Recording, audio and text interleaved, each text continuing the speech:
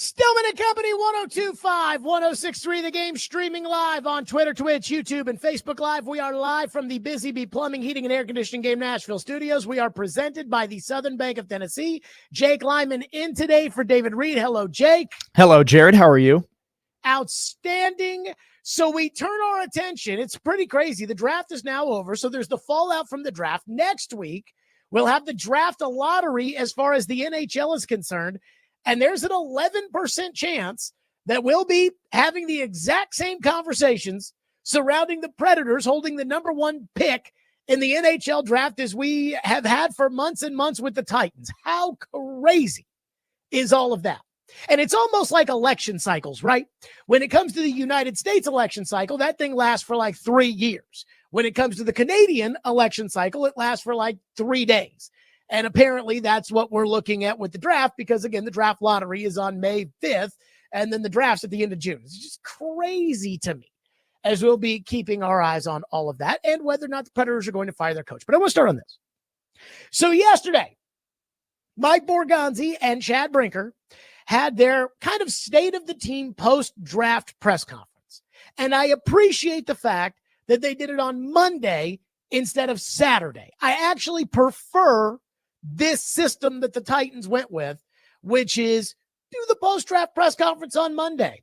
I'm sure that the people that do the newscasts on the weekends on Channel 2 and Channel 4 and Channel 5, I'm sure they would prefer that they do it Saturday night so they can run it on the Sunday shows and they can run it on the newscast at night. But personally, I like taking a breath and then getting to it on Monday. So yesterday, Mike Borgonzi was talking about the Titans and about the competition with which they hope their quarterback room has. Again, preaching competition, not just in the quarterback room, but across the team, but especially in the quarterback room. And on several different occasions, Mike Borgonzi, I believe, made it clear that the job is not just going to be given to Cam Ward. Well, that sounds great. And if I was general manager, that's what you would have heard on Thursday night. But it's hard for me to take that seriously. This idea that Will Levis, Brandon Allen, Tim Boyle are competing for your starting quarterback job when you just unretired Warren Moon's number to give it to Cam Ward. So I think the headline that a lot of people walked away with was, Will Levis can compete for the starting quarterback job. And this is something the Titans want you to know. And I know that because not only did they say it on several different occasions, but Jim Wyatt, again, an employee for the team, Jim Wyatt posted a story about Will Levis with a picture of Will Levis running out of the tunnel. As Jim Wyatt tweeted 6 hours ago, quote, these guys are going to get equal amounts of reps here at the beginning, and they will separate themselves as we head into training camp. Titans GM Mike Borgonzi said the team did not attempt to trade quarterback Will Levis during the draft. A link to read the article and a picture of Levis, which actually looks like Levis is running out of the tunnel doing the Vanderbilt, the VU thing with his hands. I'm sure that's not what he's doing, but he's running out of the tunnel. So they want you to know that Will Levis, in theory, has a shot to be the starting quarterback of the Tennessee Titans next year.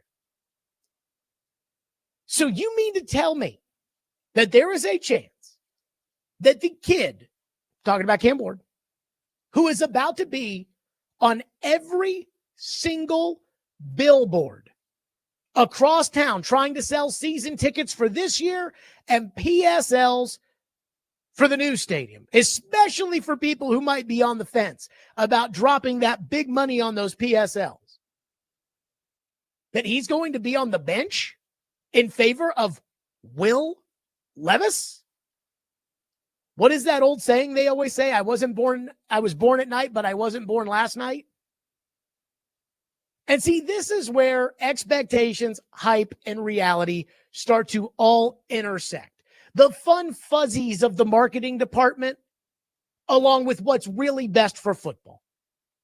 I don't know if it is possible for Cam Ward to be both the golden boy and be expected to battle and grind with the rest of the quarterback room for a starting spot like everybody else on the football team.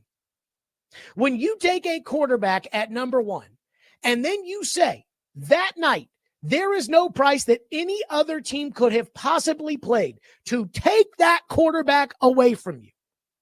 You unretire a Hall of Famer's number, and you compare him to Patrick Mahomes, which is what the Titans did in a 24-hour period. You're setting these massively high expectations.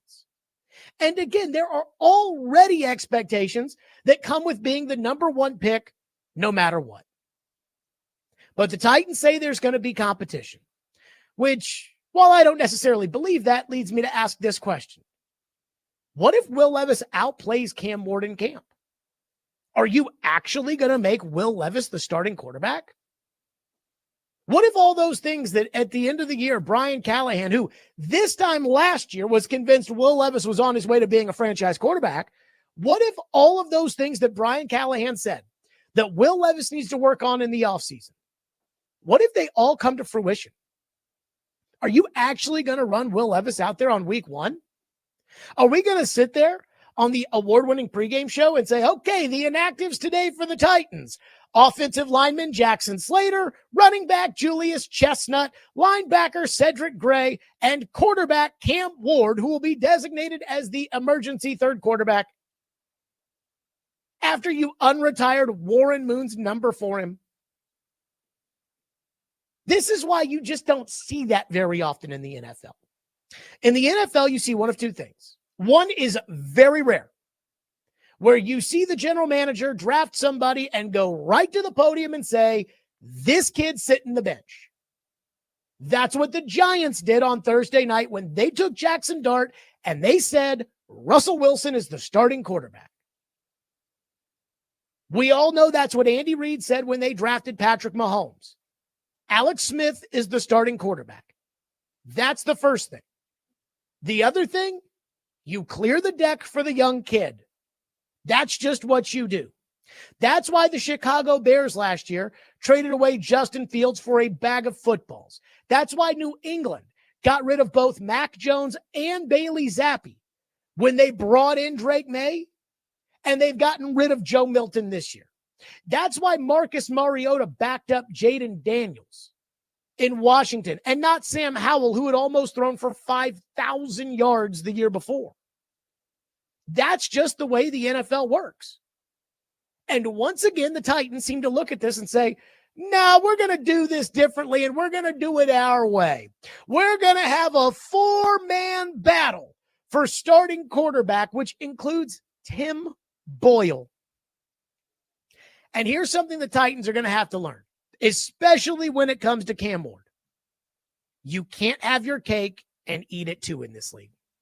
You can't overhype Cam Ward, no matter how much the marketing department sees the engagement on Twitter when they put up a picture of Cam Ward in an Oilers jersey. You can't overhype Cam Ward and then look at the same fan base and say, hold your horses.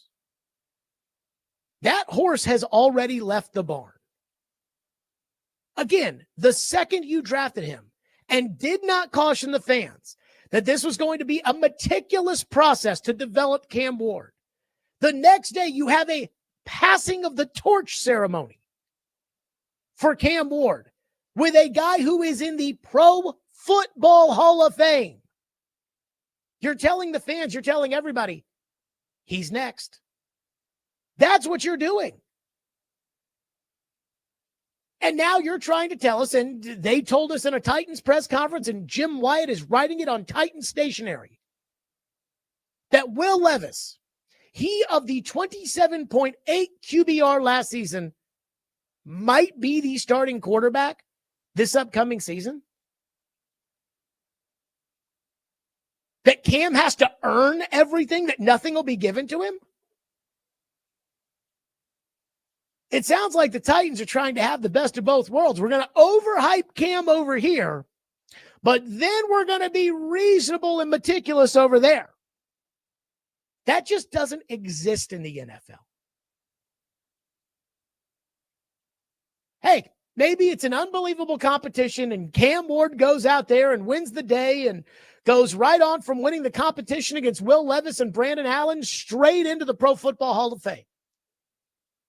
But that's usually not what happens in the National Football League. And again, the Titans keep trying to do things to say, well, this is the new way to do it in the NFL. But isn't the new way to do it? Isn't that what got you to the bottom of the league to begin with?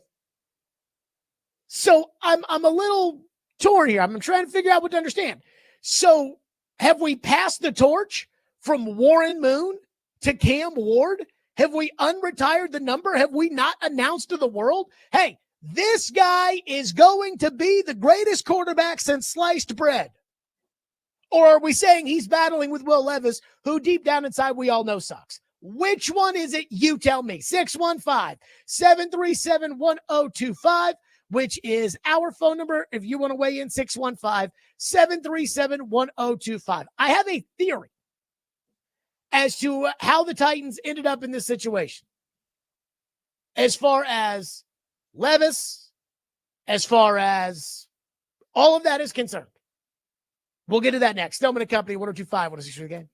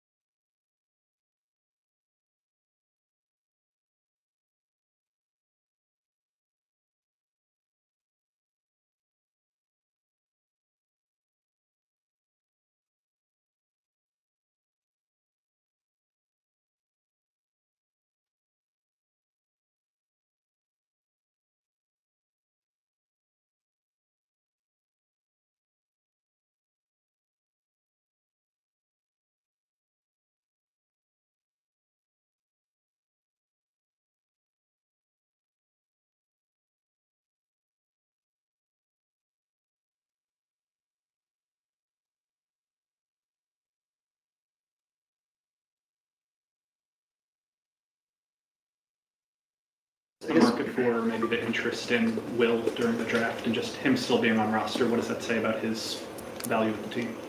It's a lot of value. I think, there's going to be competition in every room, and he elevates the competition in that room. That's what we're trying to do here as we get into training camp, is have the best 90-man roster, best competition in every room, and Will certainly provides that. Was there an attempt to move him during the draft? There was not. That was Mike Borgonzi yesterday on Will Levis. And let me just say this. If this was Nick Saban coaching Alabama, and the questions were, why do you have 6 5-star recruits at quarterback? And he were to say, well, we're trying to get the best room. We're trying to build the best group of competition. We're going to have the best man out there, and we're going to go from there. I would accept that, because I've seen Saban do that before. I've seen Saban have quarterback training camp, and I've seen Saban have multiple 5 stars, and I've seen Saban basically tell every single one of those 5 stars at Alabama, check your ego at the door.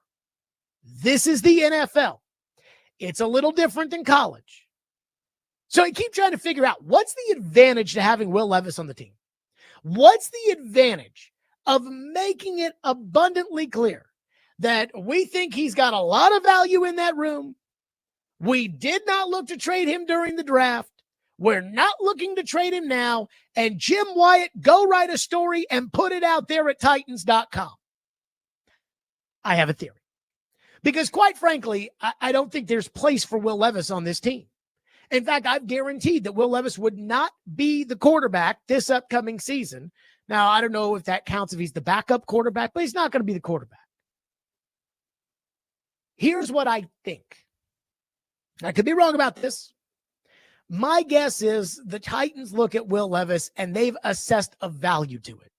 And I don't know if it's we used a 2nd-round pick on him, so we'd really like to get a 4th-round pick out of him. We really would like to get XYZ out of him. But I think the Titans look at Will Levis and they say, okay, if we're going to trade Will Levis, this is what we want in return. And the reality is, what they want probably isn't out there. Sam Howell, who I think is a very similar quarterback. Sam Howell went on Saturday afternoon for what was essentially a pick swap. That's it. So the Titans are saying, well, Will Levis has more value than that. Will Levis has a real tangible benefit to us. He's got a real value to us. We're not just giving up that. We want to get something in return for Levis, or else we're going to hang on to him and we're going to develop him. But that's why nobody's calling, because A, they know he's not going to be your quarterback. B, they don't think he's that good. I mean, he's had 2 years in the NFL now. His QBR the first year was a terrible 33. Last year was 27. His QB rating went from 84 to 81. There wasn't much difference between the two. The reality is, what he's put on tape in the NFL is awful. So I think the Titans believe they can coach him up a little bit, try to put out some better tape out in the preseason, training camp, joint practices, something like that, and then swing a deal to get good value in return for Will Levis. I'm here to tell you right now, move on. I think you're causing yourself more harm than you are good by trying to squeeze an extra round out of a potential draft choice.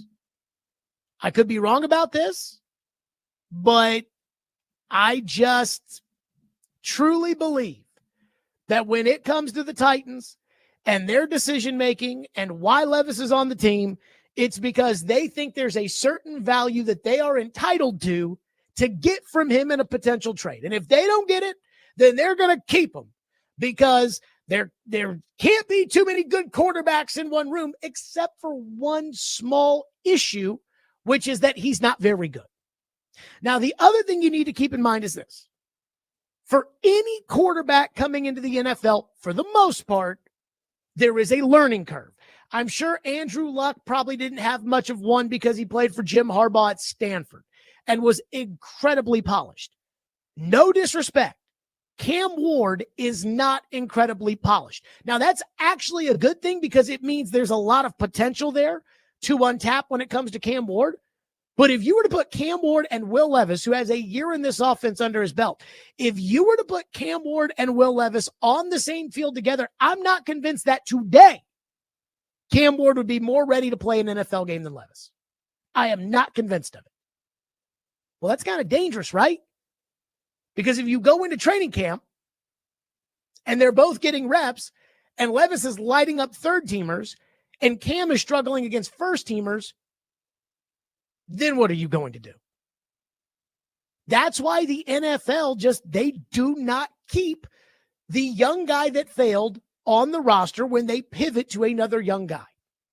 I forget exactly what the return was for Justin Fields when the Bears shipped him off to Pittsburgh.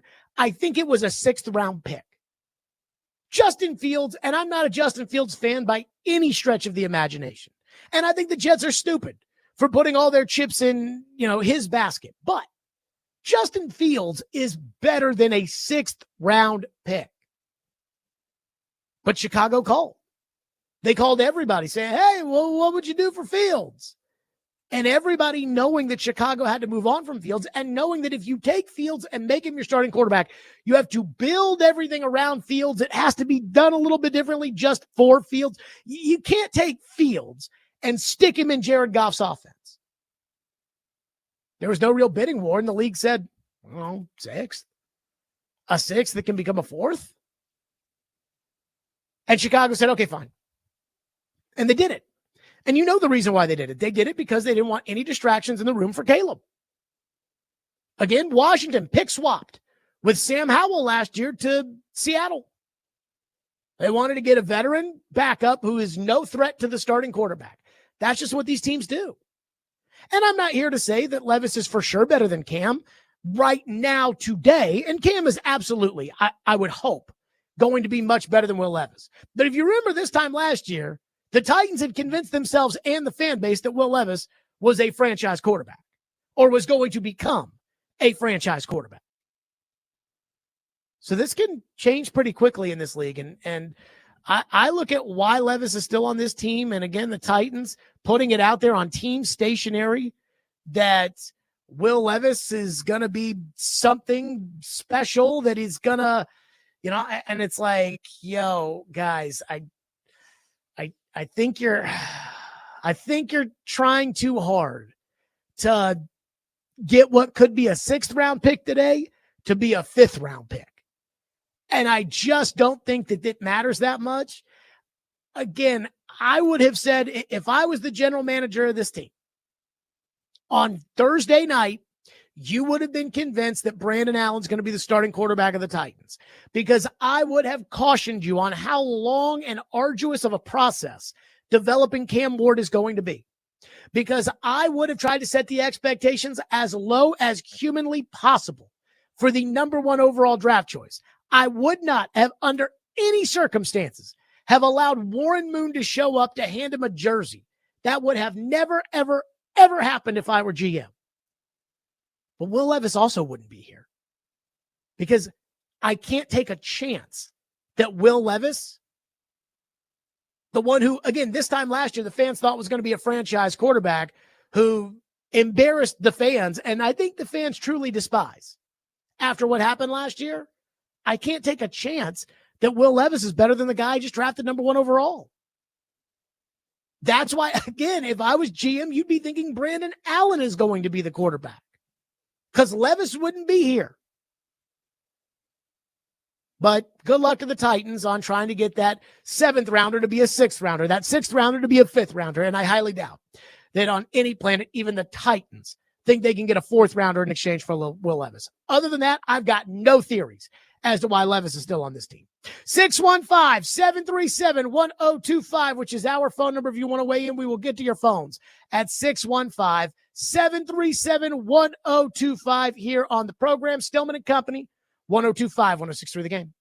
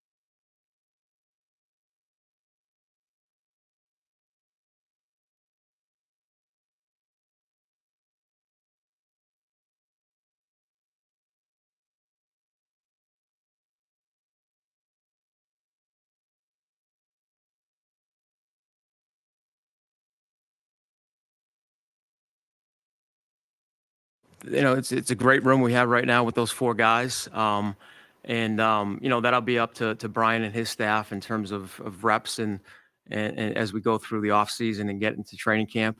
But we'll take it step by step here, and that'll be up to Brian in terms of who takes what reps at some point. So we're not going to name any starters here though, that right now here in the off season.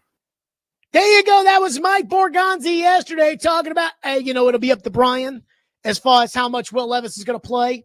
It's going to be up to Brian as how much fall with Cam's going to go. We're not deciding any starters today, even though we did just bring in Warren Moon, and we had Warren Moon hold a press conference, and we had a passing of the torch from Warren Moon, who is in the Pro Football Hall of Fame. Because again, the Pro Football Hall of Fame, passing the torch to Cam Ward. But no. There's a chance Tim Boyle might be the starting quarterback. So I do wonder this. Let's just say that for argument's sake, let's just say there's a competition, a real competition.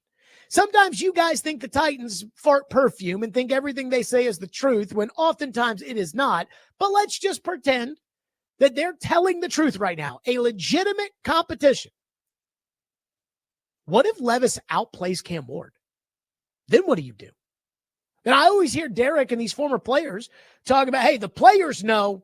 When they see it in practice, the players know. Then what are you going to do? You're going to sit number 1 on the bench? The guy who you just unretired a Hall of Famer's jersey for, you just got to sit him on the bench for Levis, who sucks? See, that's why it's fun to say these things, but then to actually think about them. And this isn't like the other sports. It's so funny. In baseball, guys used to go to spring training to win jobs. Now, nobody covers anything about spring training. You could be 0 for 28 in spring training, and nobody cares. Nobody cares what happens in the preseason of the NHL or the NBA. Nobody cares. In the NFL, people keep training camp stats.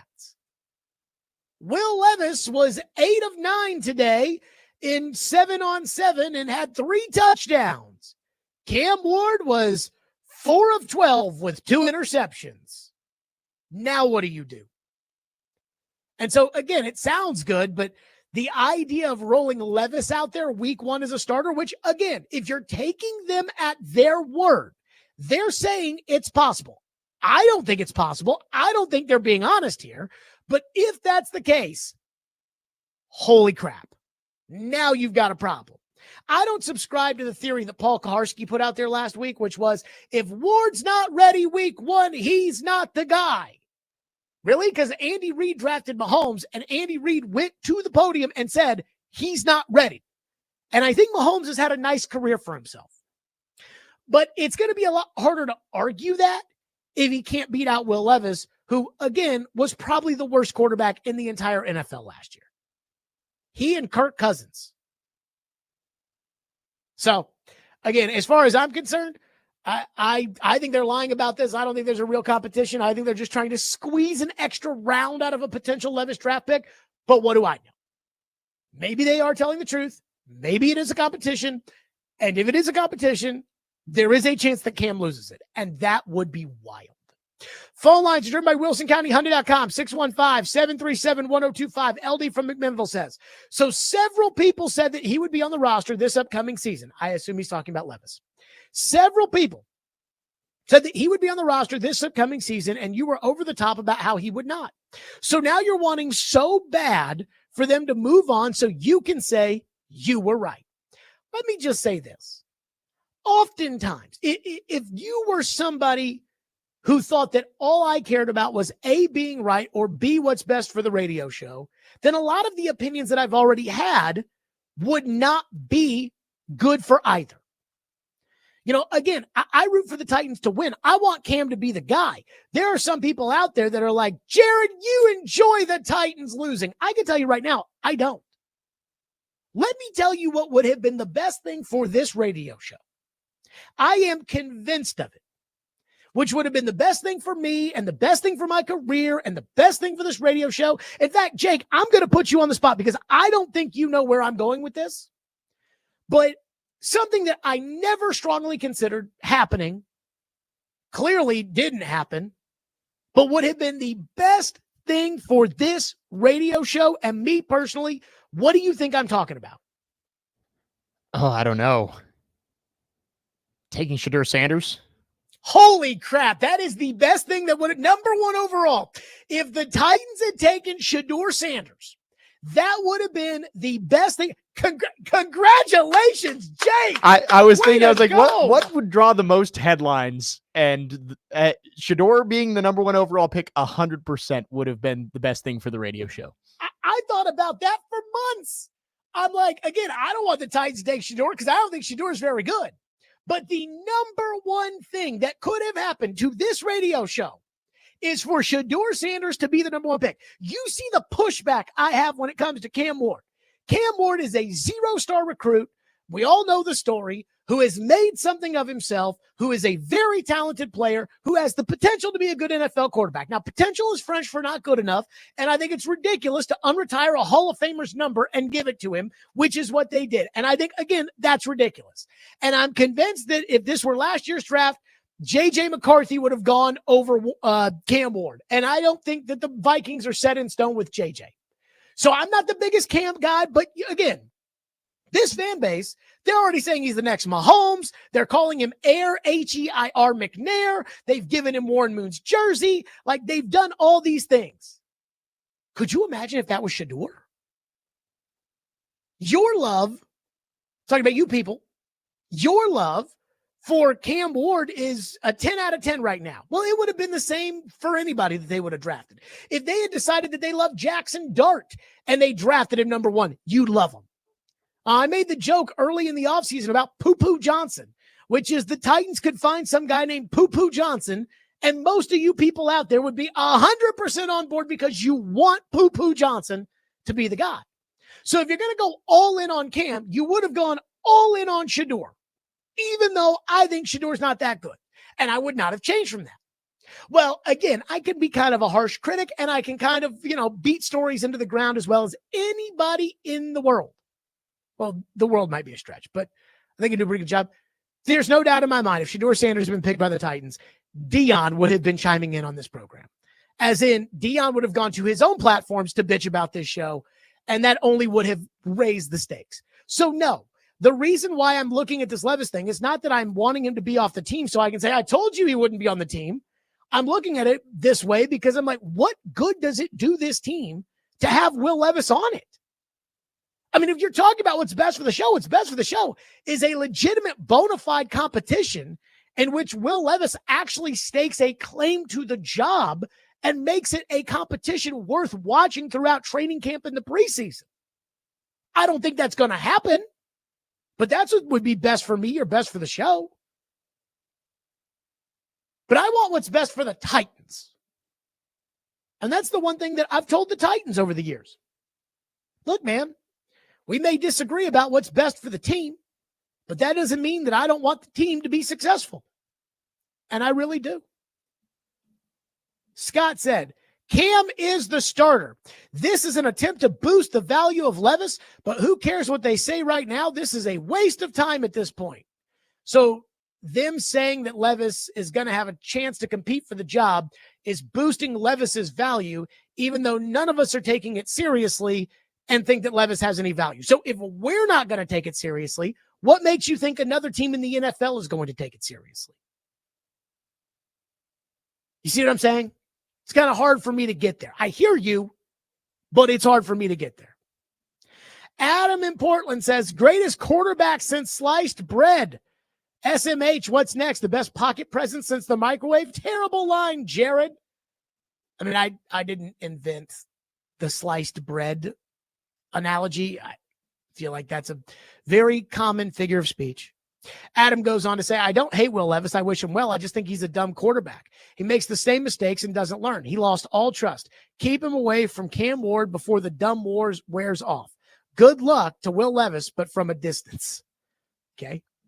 Clay says, do you think Chad Brinker is nervous to trade Will Levis because of how Malik Willis looked against the Titans last year? I mean, I've said a lot of things about Chad Brinker, and I believe a lot of them. I don't think Chad Brinker's stupid. Now, I think sometimes Chad Brinker talks to all of you like you're stupid, but I don't think Chad Brinker himself, I don't think he's stupid. The idea of sitting there saying, we could get a 6th rounder for Levis today, or we think we could get a 6th rounder, but we'd really like to get a 4th rounder, the value we have on it. But I really don't want him coming in here in week 4 and sticking a foot up our tush the way Malik Willis did. That seriously cannot be a concern of his.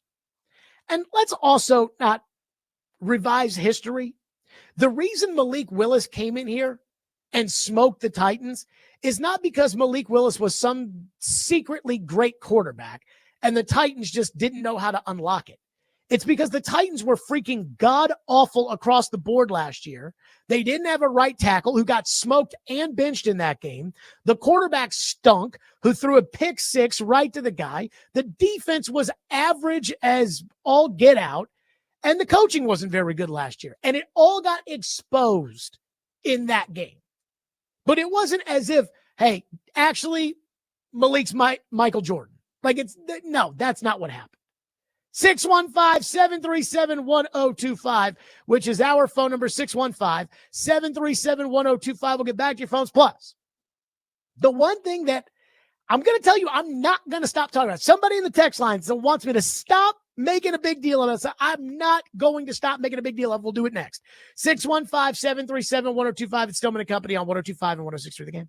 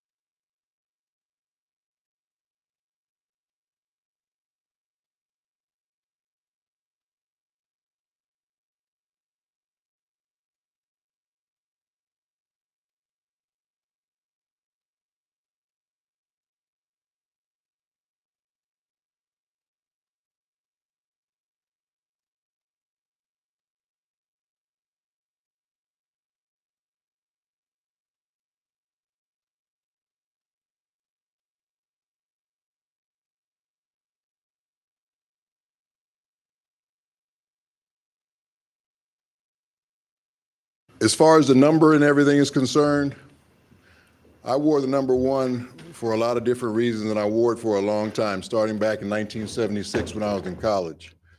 And I think I wore it very honorably for the Houston Oilers organization, to the point to where I created a Hall of Fame career for myself. Now I'm part of the Tennessee Titans family, and my Houston Oilers jersey will probably never be worn again. I hope it won't. But the Tennessee Titans jersey is going to be worn by Cam, and Cam will be starting a new, not regime here, but just a new freshness in this organization to kind of revitalize it and get it back to where it was a number of years ago, one of the more successful organizations in the league. So I'm excited to see what he's going to do with his legacy wearing this number. And I'm proud of the things that I did to establish my legacy with the time I wore that number. So Cam, I'm going to be watching your career. I'm here for you. I'm going to help you as much as I can possibly do it whenever you need me.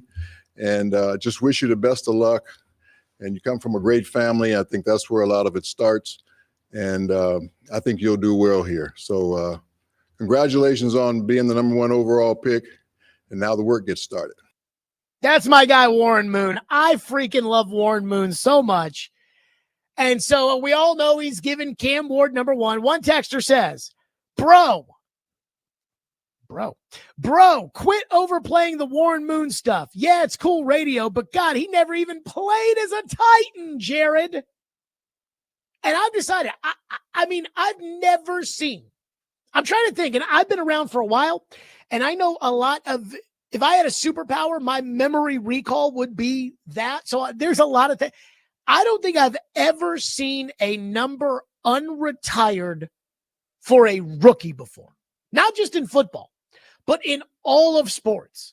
I'm not sure I've ever seen this before. I remember a couple of years ago, Joe Namath offered Aaron Rodgers number 12, and Aaron said, no, thank you.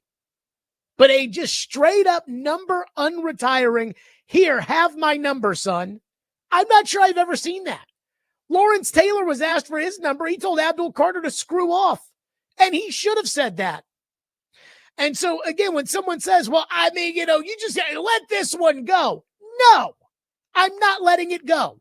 I think it is absurd that the Titans, like, we all lived through Vince Young. We all lived through Mariota. So we should know that there's no sure thing at the top of the draft. And that Cam is certainly not a sure thing. And so when the Titans unretire a number for Cam Ward, it's like, no, that adds to the expectation. Now, the thing that he said about how he never played for the Titans. So then I asked this question, and I get it. The Oilers are not the Pittsburgh Steelers in terms of their history. The Oilers are not the 49ers or the Cowboys or anything else. But just because Warren Moon didn't play in Nashville, does that mean that you don't honor his legacy and his number and what he did for the organization?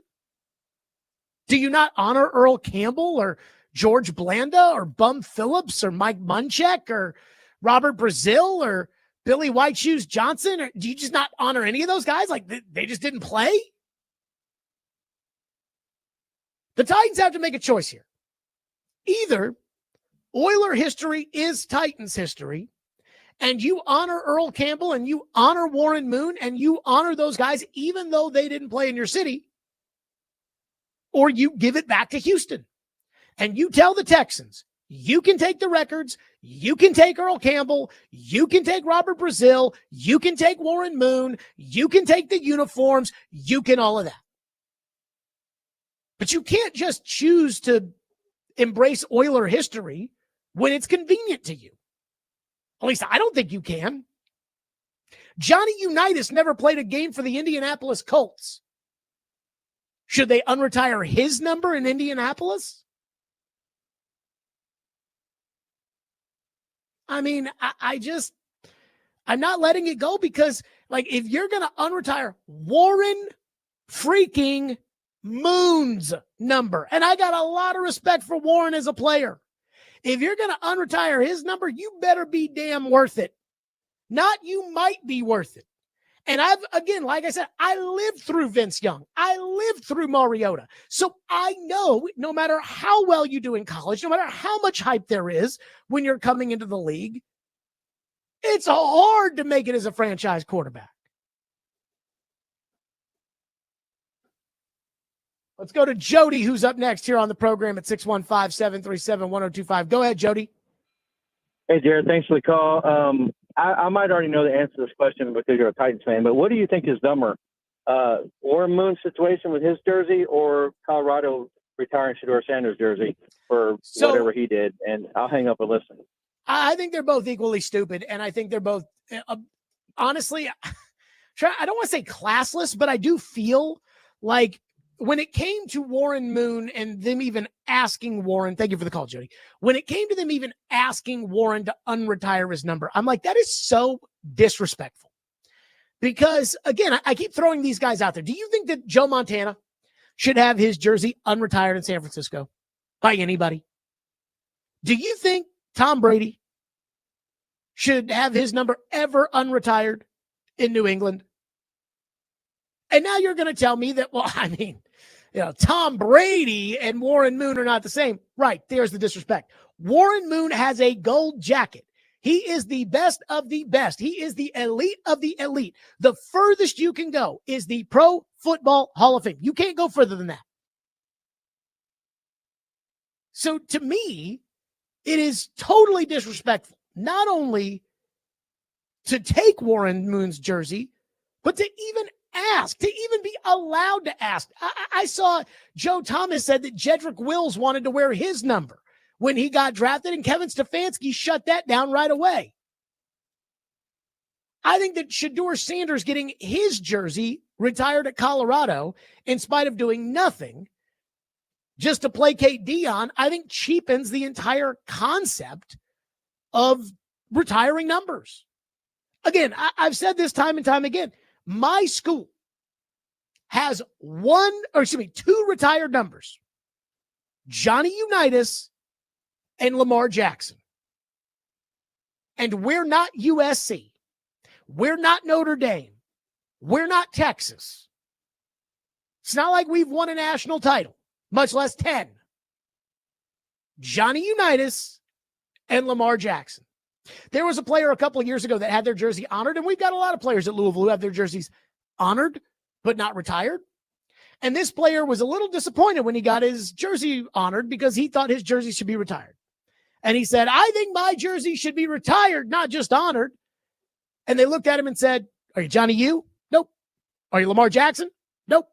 Then your jersey's not getting retired. When you retire Shedeur Sanders' number, it just cheapens the entire idea, in my opinion, of retiring jerseys for whatever that is worth. 615-737-1025, which is our phone number, 615-737-1025. So I will say this. If you had to ask, is Mike Borgonzi a better general manager than Rand Carthon? I would tell you right now the answer is yes. But is that all Mike Borgonzi needs to be? It kind of feels like one guy in the local media whose opinion I really respect seems to think so. We'll get to that next. Stillman and Company, 102.5, 106.3 The Game.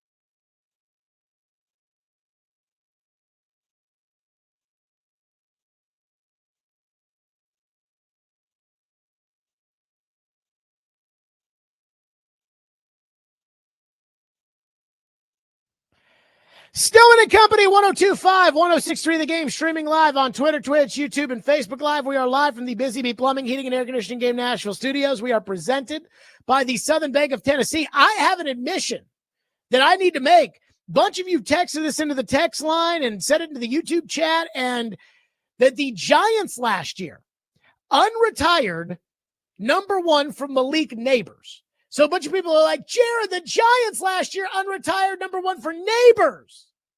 So during the break, I went and did a Google search on this and just some research and So last year in August, the Giants unretired Ray Flaherty and the number one from Malik Neighbors. Now, they had permission from Ray Flaherty's family in order to do that. Now, I think the bar minimum of unretiring a jersey, which I would never do.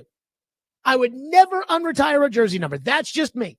But the bar minimum is having that person or their family's permission. And in both cases, Warren Moon gave the permission to Cam Ward to wear number one. So that's the number one thing that has to be checked in order to do it. But so I actually read through this article. So Malik Neighbors got number one for the Giants. Apparently, Ray Flaherty, who played end, joined the Giants in 1929. He also played from 1931 to 1935. Apparently, Ray Flaherty's number one was the first number retired in the history of the NFL. Nobody has worn number one for the New York Giants since Ray Flaherty retired in 1935. Ray Flaherty was inducted into the Pro Football Hall of Fame in 1976. And they unretired it for Malik Neighbors? What? This makes me more pissed off than I already was. I mean, again, I didn't even know who Ray Flaherty was 30 minutes ago. This guy must have played, and I mean this in all seriousness, in the leather helmet era. I've never heard of this guy before, but he's in the Pro Football Hall of Fame. His number is the first number ever retired by the franchise, and they unretired it from Malik Neighbors? Seriously? I mean, again, I've never owned a team, so it's easy to say if I own the team or whatever. But if I owned the team and Malik Neighbors came up to me and said, Mr. Stillman, one is my lucky number, which apparently it's not. Neighbors, according to this ESPN story, Neighbors wore number 8 at LSU. Quarterback Daniel Jones wears that for the Giants. This was in August of last year. Neighbors wore number 9 this spring and summer, but that was always going to change with being the number of veteran kicker Graham Gano. The number one for the Giants was the first number retired in professional football history. If I owned the team and they asked me, hey, can I wear number one? I'd say no. It's not only retired, it's been retired since 1935. For 90 years, we have gone without wearing that number. You are not special enough, Malik Neighbors, to get to wear it today. I'm trying to figure out why I'm so angry over this. I'm trying to figure out, again, I was talking about this on Friday. I'm like, if Warren Moon is cool with it, shouldn't I be cool with it? But I'm not. I had Mad Dog on the show at the Super Bowl. And I asked Mad Dog, because my son was 2 months old at the time or whatever. And I said to Doggy, I go, Dog, your son's gotten into doing sports talk radio. If my son gets into sports talk radio, what advice would you give me as a parent? And he said, make sure your son respects the history of the game. And I've thought about that. I've thought about the fact that I personally didn't grow up when Hank Aaron played baseball. Didn't grow up with Hank Aaron playing baseball. But I have a signed Hank Aaron bat, and I cherish it. Why? Because Hank Aaron is one of the greatest baseball players in the history of the world. And I never watched him play a game for the Atlanta Braves. But I take a lot of pride as an Atlanta Braves fan that Hank Aaron played for the Braves. When I went to go get a passport made, this weekend at the Brentwood Post Office. They have all the different kinds of stamps you can buy. They have a Hank Aaron stamps. And I was like, oh, look, Hank Aaron stamps. And I actually thought about buying them, and I never mail out anything. But I have respect for the game. Last summer, during the summer, I sit up all night. I record them all on YouTube TV. The Football Life documentaries, I love those things. I love the story of Roger Staubach. And so I guess I just don't know what to say other than, man, have we just lost all respect for the past? Our society? How does John Mara, the owner of the Giants, how does John Mara, whose father was Wellington Mara, who was one of the true pioneers of the National Football League, how does he unretire a number that's been retired since 1935? For Malik Neighbors?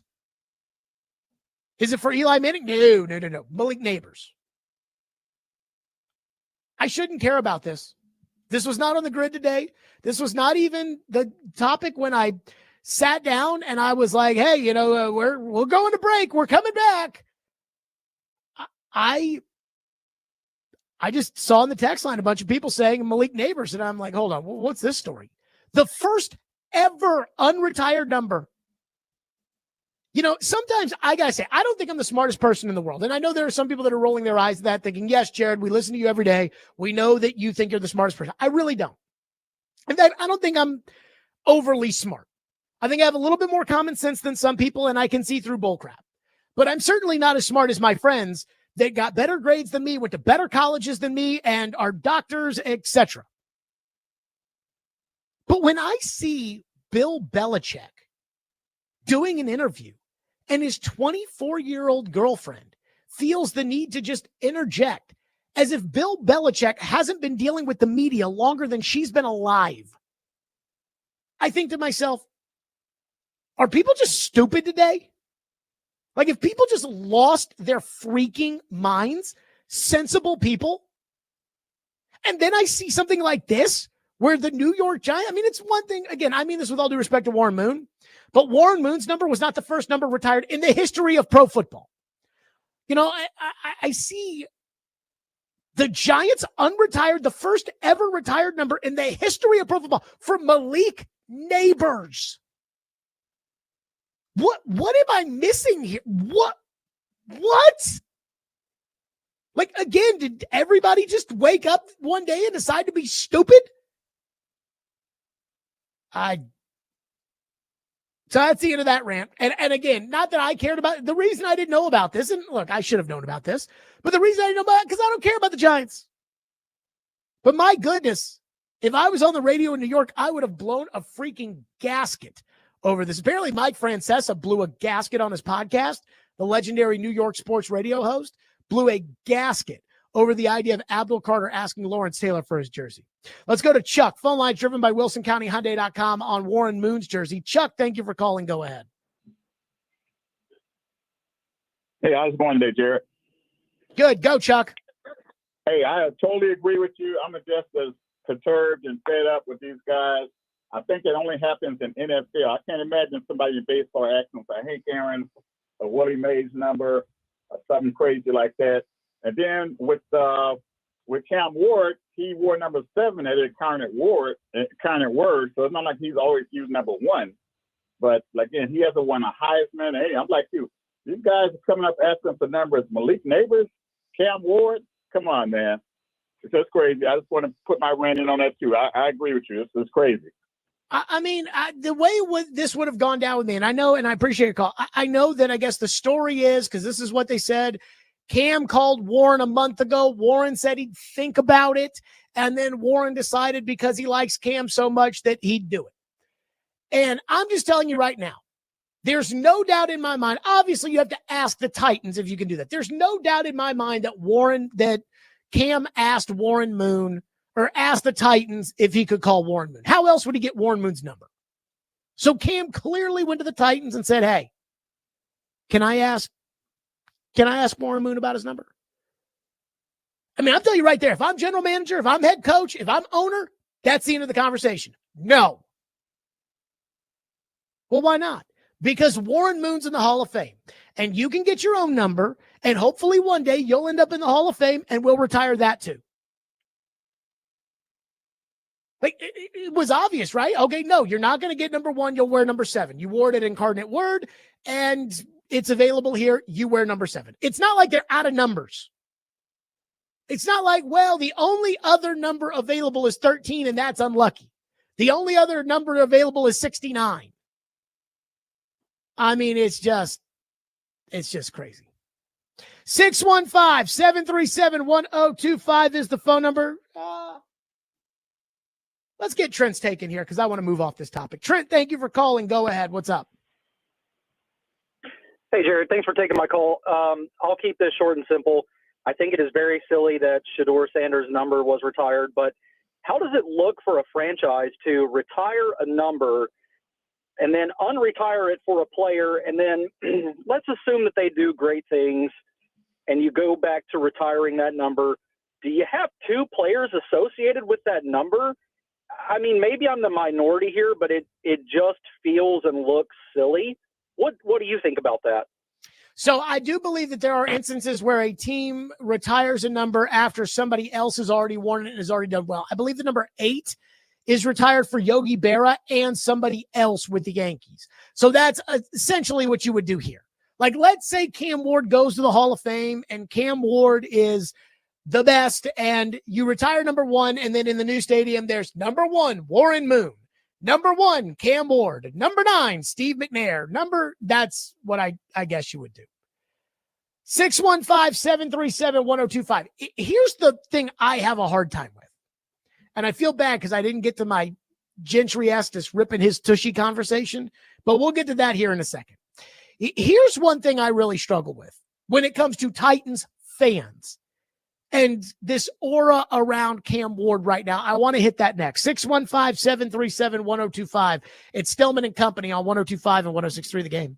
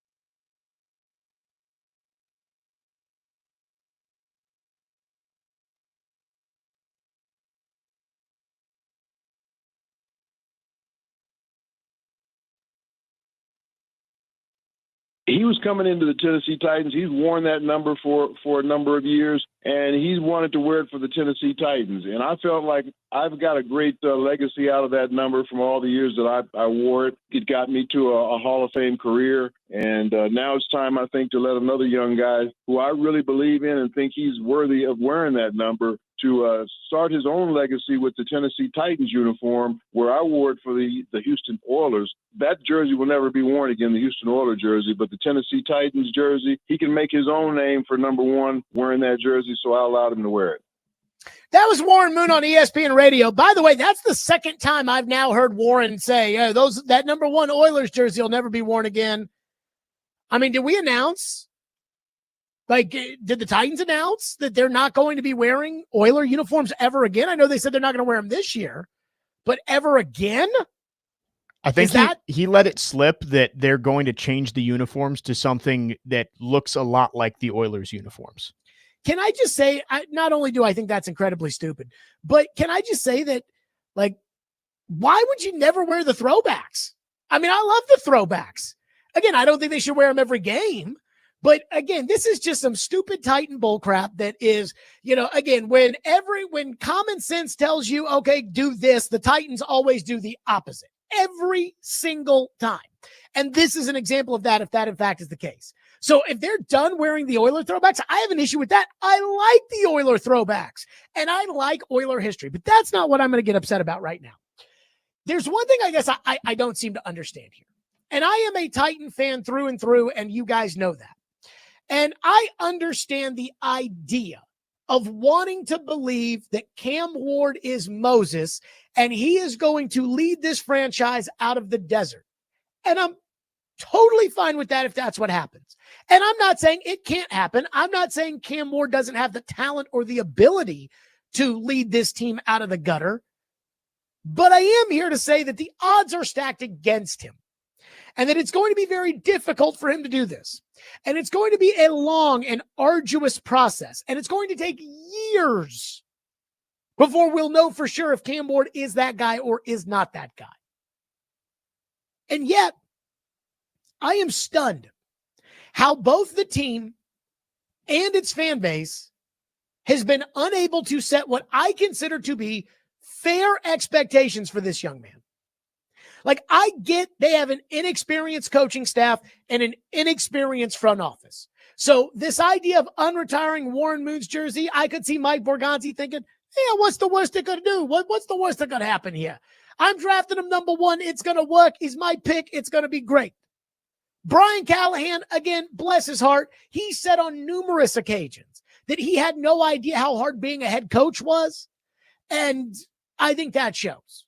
I do think that I would hope differently, but I do think Brian Callahan's very inexperienced as a head coach. I think he's a pushover. I think he lets the players do whatever they want. And I have not yet at any point seen him put his foot down, which I would like to see. But the fan base and the team, and I say this as a Titan fan, don't we know better? You did the same stuff last year with Will Levis, where you started talking about him as if he was the second coming of Marino when he had a QBR of 33 as a rookie. Well, Peyton Manning had a bad rookie year, Jared. I know. This time last year, I remember Joe and TD and Paul having a conversation. If you had to bet your house on whether or not Levis is the guy, would you bet it on Levis being the guy or Levis not being the guy? And I'm like, look, I hope the best for Levis, but I'm betting it on him not being the guy because the odds would tell me that he's not going to be the guy. And then that takes me to the Titans and Titan fans like me and you. And that is, did we not live through Vince Young? Did we not live through Marcus Mariota? No disrespect to Cam, but Vince and Mariota were just as big a names and prospects coming out of college into the NFL as Cam Ward is. If Vince Young as a prospect was available in this year's draft, he goes number one, not Cam Ward. And I would venture to guess Mariota same way. These guys were legit. I mean, Vince Young was the MVP of the national championship game. Not played a half in the Pop-Tarts Bowl and couldn't beat Virginia Tech. Vince Young won almost every award you could imagine, except for the Heisman Trophy, in which he finished second. Marcus Mariota did win the Heisman Trophy. These guys were special when they were drafted. And as a Titan fan, I had high hopes for them. Vince Young was Rookie of the Year and went to the Pro Bowl. And as a Titan fan at the time in high school, I'm telling you, there was not one consideration amongst me or anybody else that I knew that wasn't we were on our way to winning championships with Vince Young as the quarterback. Now we know how that story ended. With Mariota, I didn't like it when they picked Mariota simply because I had seen them fail with Locker and Young and thought that, well, if they fail with them, they'll fail with him, which again doesn't necessarily, there's no transitive property here, but I certainly felt this way where I was sitting there thinking to myself, okay, when it comes to Mariota, I think he's going to fail. I watched it fail. And I was nervous of that. And then they drafted him. And in training camp, he wowed me. Had the best debut in the history of the NFL.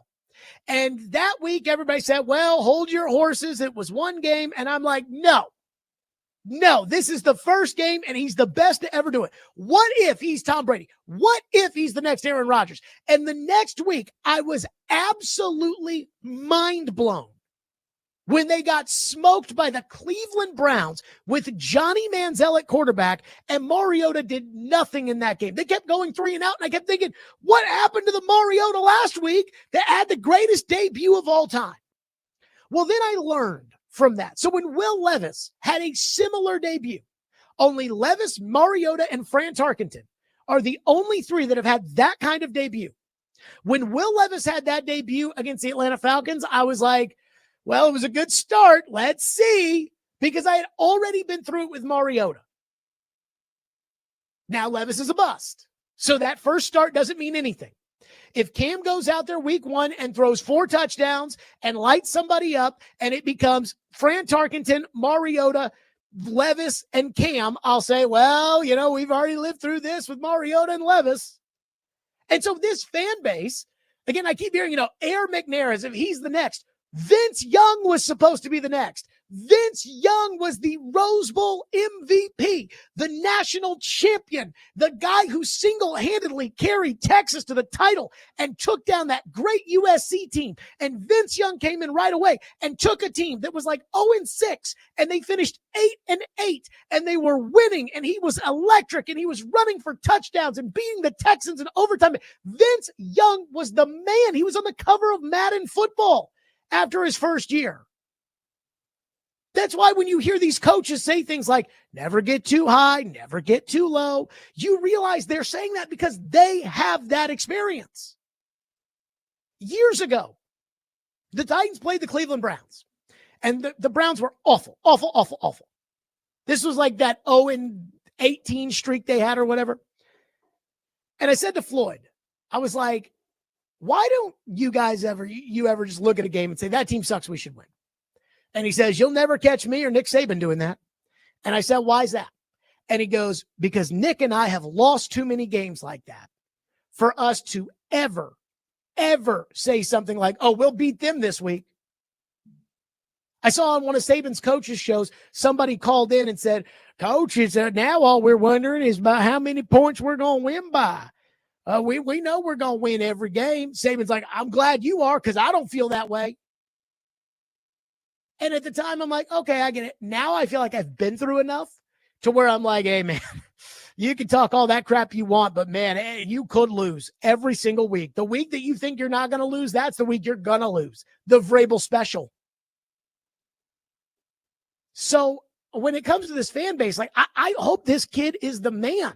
Again, it would be great for the radio show. What would truly be great for the radio show is if he is, in fact, the next Mahomes, where every year you're in the Super Bowl or the AFC title game, every year, people are glued to the TV about championships and free agency. And think about the shows the radio station would sell leading up to an AFC championship game and a Super Bowl and everything. We'd be making tons of money, I think.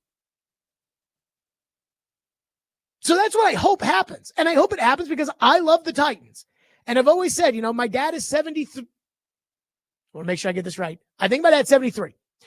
And I want one Super Bowl. And now that I've got a son, I would really love to have one Super Bowl that the three of us can remember and share.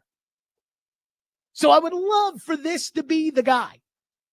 But I can't just go all in on it because he's the flavor of the month after what I went through with Vince Young, who was more of a sure thing than this kid. After what we all went through with Mariota, who was more of a sure thing, I would say, than this kid. And so when the team's like, oh yeah, just unretire the jersey. It'll be fine. It'll be fine. I'm like, don't you remember Vince Young? Like, don't you remember Jeff Fisher sending Dowell Loggins to Vince Young's house because Vince Young's mom was concerned that Vince Young was in danger? Don't you remember the pads in the stands? Don't you remember Mariota not being able to play week 18 against the Colts? And it's almost like, nope, Cam's going to be the guy. I'm like, do we really all feel this way? 615-737-1025, which is our phone number. 615-737-1025. We're to your phones on all this next here on the show. 615-737-1025. And there's just one other thing. And I do promise phones on this over-the-top organization just thinking that they've arrived with Cam Ward that really bothers me, which I'll hit on next. And it reminds me of something that if you could look back on it and say, are you sure? We'll get to that next. Stillman & Company, 102.5, 106 for the game.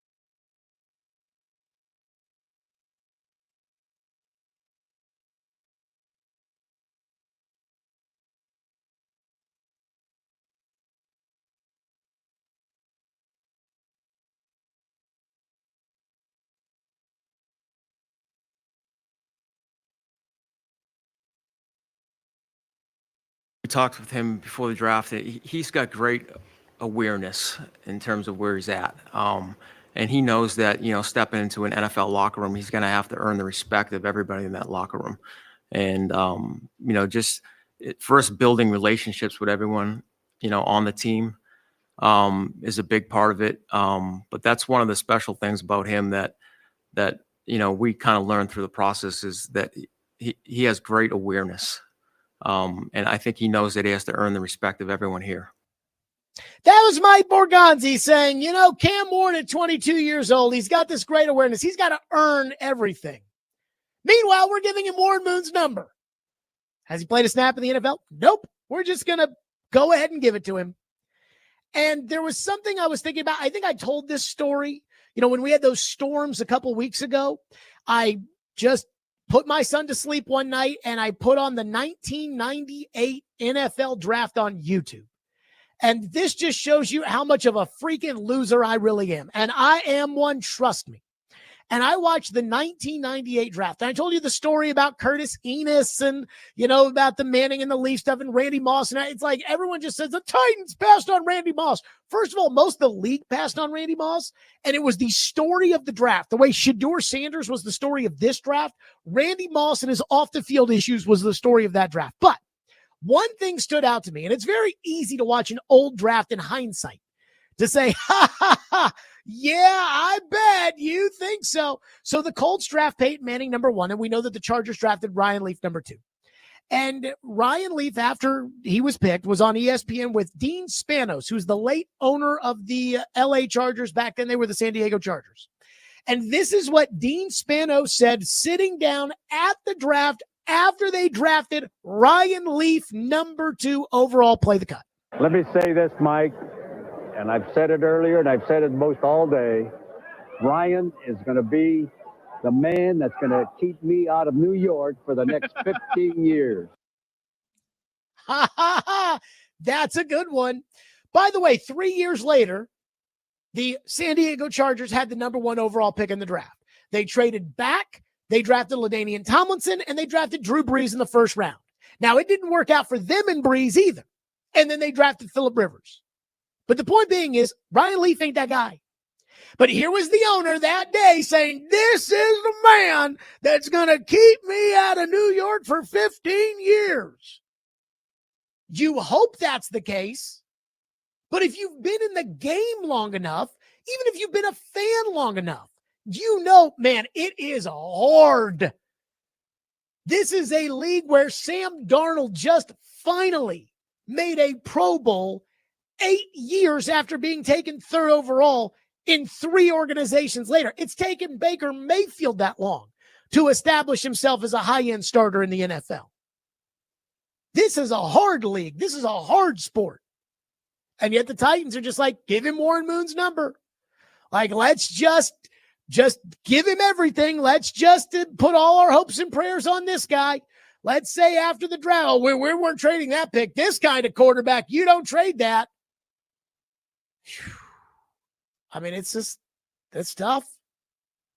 By the way, at the Super Bowl, we had Ryan Leaf on the show, and we were talking to Ryan Leaf about the fact that in hindsight, it's obvious to say, yeah, you failed with the then San Diego Chargers. And listen to what Ryan Leaf says now, 20 years later in retrospect. These organizations are ultimately, when you want to go, Ryan Leaf was a bust. And I'm like, well, I'm sure seems like the San Diego Chargers were, they're the ones that drafted me 2nd overall. What the hell were they thinking? I didn't draft myself. If I could have had to say where I went, I would have went to Pittsburgh. That's an organization where you go to, you're going to have success because they have consistency. They're built to win. They've done it for decades. So, I do put a lot of onus. I think there's probably 8 to 10 programs in the entire NFL that from top to bottom are set to be successful in this league. And that's a hard thing to do with how they've tried to make and legitimize every team in the league. But I really do. I think there's 8 to 10 teams that have longevity for being great programs in this league. So it's easy now, 25 years later, to say, yeah, where it really got screwed up was I wish I had gone to a more well-grounded organization. And here are the Titans, again, giving Cam Ward Warren Moon's number. You see where I hope I'm rooting for the kid. I am. But you see where I'm a little hesitant here? Gorilla has been waiting patiently and is up next on our program. Gorilla, thank you for calling and thank you for waiting. Go ahead. Man, you are a cold stone duck, man. I'm talking about you don't have anything else to cover on this here. With this cut rate station, dude, come on, man. You're going to do it like this. This is why I don't really tune in, man. I was just clicking over from your competition because they were on a break, and you come up with this stupid take about him getting Warren Moon's number. Brother, and you've been on hold for over 25 minutes. Hold on, Jerry. You're not going to out-talk me. Hold on, Jerry. Check this out, because I tuned you completely out. Check this out, and I know you need this little buzz. But anyway, here you have it here, man. I'm listening the buzz to of your you calling? competition. I'm listening to your competition, and your competition is sitting here analyzing the players that we have. What's wrong? You guys don't have the money to send the reporters out there to get access to the team, so you have to come with a trolling deal about a number. The Warren Moon said, I'm cool with it. Look at it, my man. This is the first. Yeah, I know you want to hang up on that. Who sent a reporter somewhere to cover the team? Yeah, guess what? You're setting up talking about this man's number, come on, man, and throwbacks, being the Houston Oilers throwbacks. I wasn't with that from the beginning, but I digress on all of that right there. Man, I don't get you, guys. Man, analyze the team, the draft picks that we got, man. I am analyzing this for you right now. Here's the analysis, Gorilla. And if you want to go back to Sunshine Pumping and let Rand cook, there is a channel for that. That we do not do that. Again, you want analysis? Here's the analysis. Cam Ward's got a lot of talent. You know what? I'm glad you actually said this because there's a guy who I think probably has the best analysis out there that a lot of Titan fans, if it's not positive, they don't want to hear it. And so I'll play that for you next because I think the analysis that we have is from the best person in the business to give you this kind of analysis. And I want to play these cuts because this is what I feel. This is what I feel like you all are missing, which again this is a long and arduous process to get Cam Ward to that point. We will do that next. Again, somebody you guys used to poo-poo. We'll get to that next. Stillman and Company, 102.5, 106 for the game.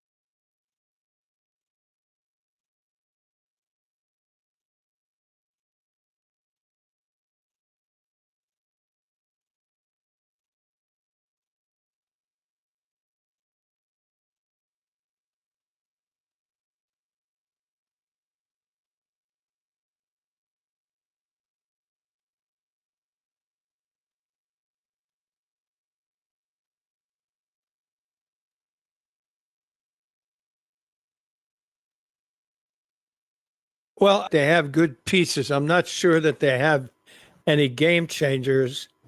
And the other thing is that Cam is going to have to learn to play in the National Football League. No one doubts his arm talent. No one doubts his athleticism. No one doubts his competitiveness. And no one in the world should doubt his his desire to succeed, because he's come from a no scholarship Division III guy to the number one draft choice in the National Football League. That was Bill Polian on Sirius XM NFL Radio. So a caller in the last segment said, you need to do real analysis about the team. And I'm telling you, to me, the analysis is hold your horses on Cam Ward. If this is going to work, it's going to be a long, drawn-out, arduous process. There's Bill Polian, a guy with a gold jacket, saying, Cam, it's going to take time for Cam to learn the NFL. Which takes me to Bill Polian's kind of breakdown of what Cam Ward can and cannot be. Now, I have to ask this question before we play the cut, because when when Bill Polian has said bad things about the Titans, you all have just brushed it off and said, oh, well, Polian's an old has-been. He doesn't know what he's talking about. Again, gold jacket guy, that used to mean something. Gold jacket general manager. Here's what Bill Polian said about the short-term and the long-term of what Cam Ward is and what he can be. Down the road, there's no question that his ceiling, his ceiling is almost unlimited. I mean, when you saw him in person and you watch the ball come out of his hand, you just automatically, he looks like him, probably not as thick, but he looks like Steve McNair. I mean, I said when I saw him, wow, ooh, this guy's arm is incredible. I mean, he's the first pick for a reason. He has the physical gifts to do it, but all the rest of it is on the come for him. And I think it'll take a little while. I don't doubt his talent, and I would never bet against him given his career path. Never bet against him. I think he's as sure a shot as you can find, given all he's been through. Okay. So Bill Polian says, hey, man, he looks like Steve McNair. It's going to take some time, but I wouldn't bet against him because of everything he's been through and what he's turned into and so on and so forth. Let me just say this. You want analysis of the draft class. Here's the analysis. In order for this draft class to be a success, Cam Ward has to be a star. In order for Cam Ward to be a star, we have to be patient. We have to understand that, hey, it's going to take a while for Cam to get there, just like it took Mahomes a while, just like it took McNair a while. It's going to take a while. And we have to understand that it's going to have to be earned. The Titans are going to have to put him in position to have success. It's not just going to be given to him just because your team drafted him number one. And I think too many people, including the team itself, just have this assumption that because they drafted him number one, it's going to work. Again, I don't know how we as Titan fans can expect that it's going to work for sure after going through Vince Young and going through Mariota. Let's go back to your phones. Let's go to T-Mac in Murfreesboro, who's up next here on our program. Has been waiting patiently. T-Mac, thank you for calling. Go ahead.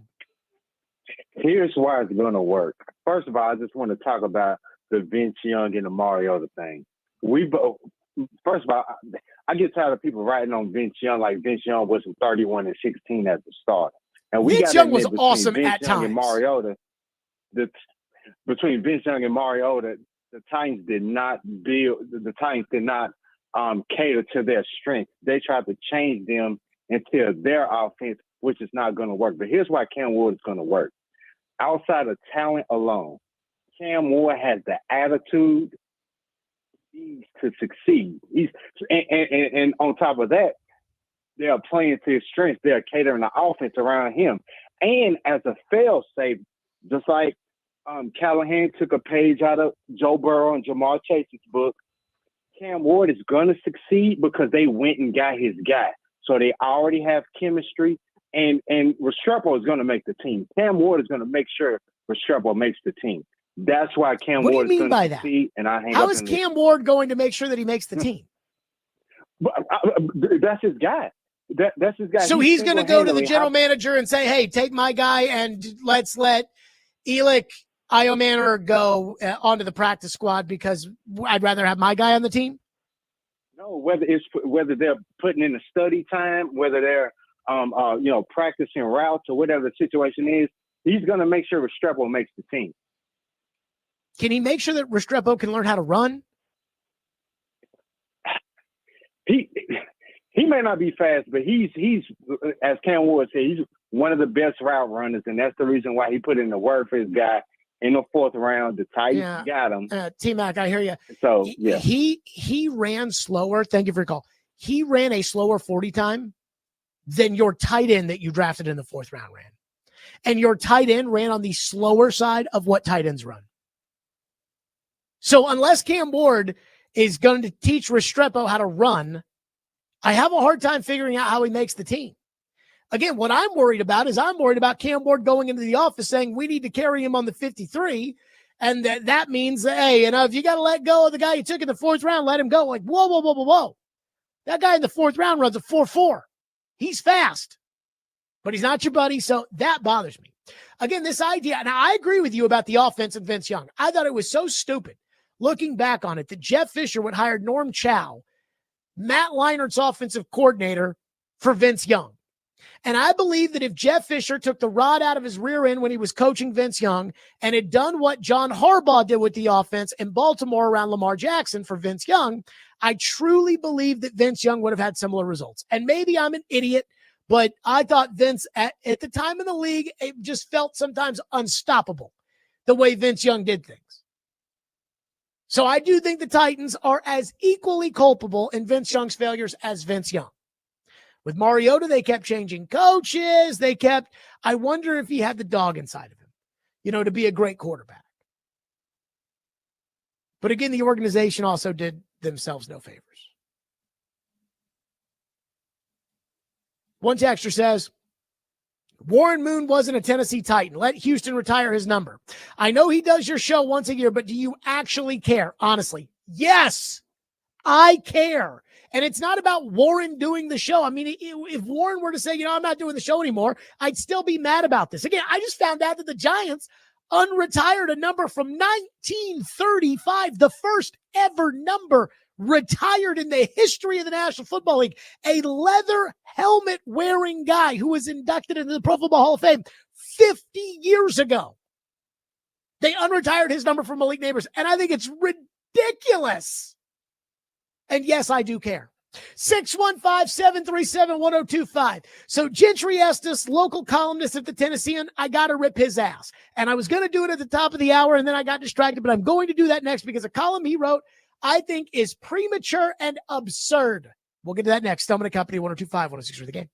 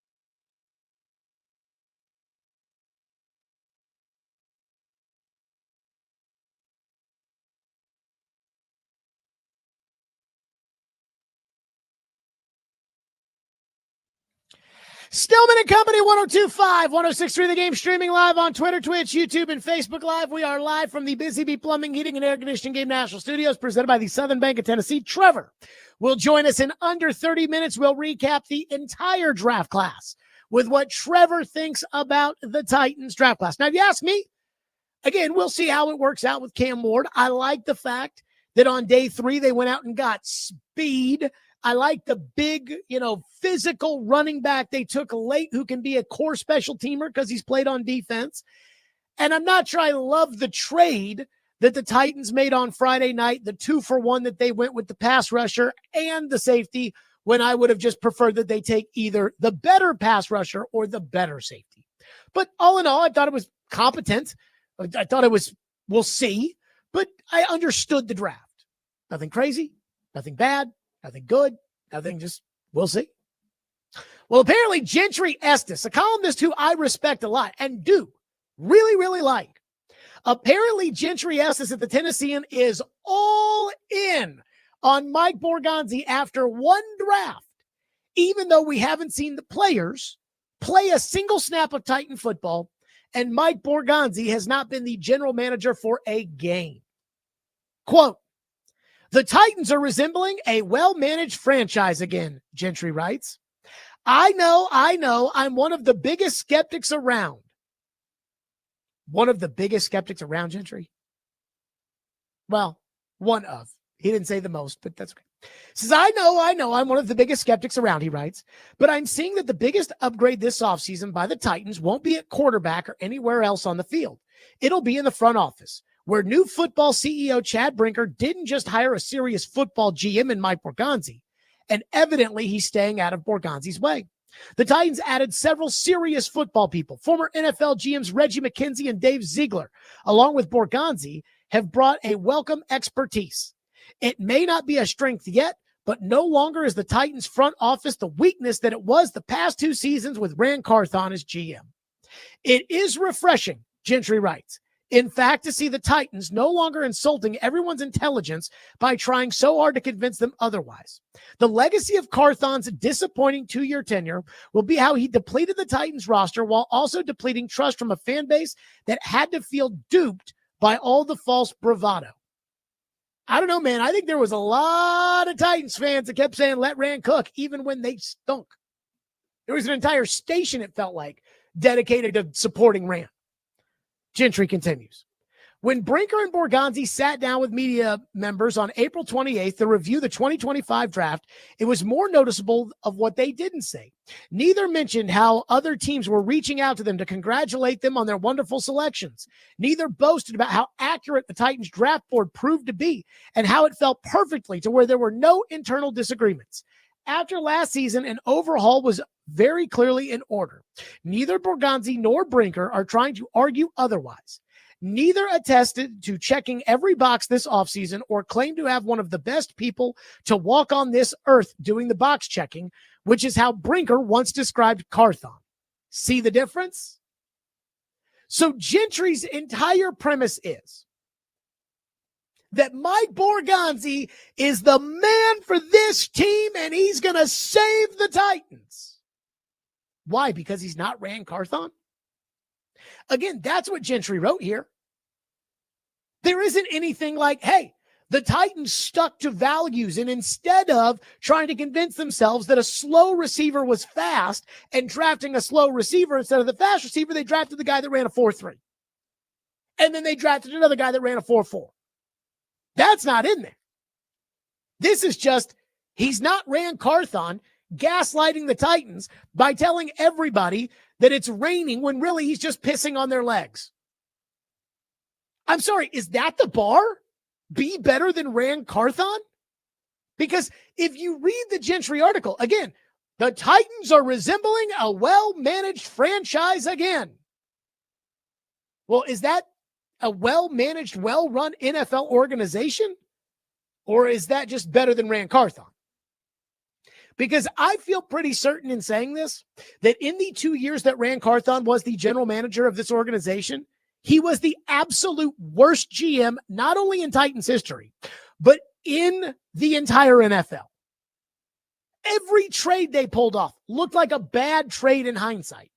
The third rounder for Levis, the third rounder for Snead, free agency both years was an unmitigated disaster with Dillard and Snead and Awuzie and Brewer and all these crap bums they brought in.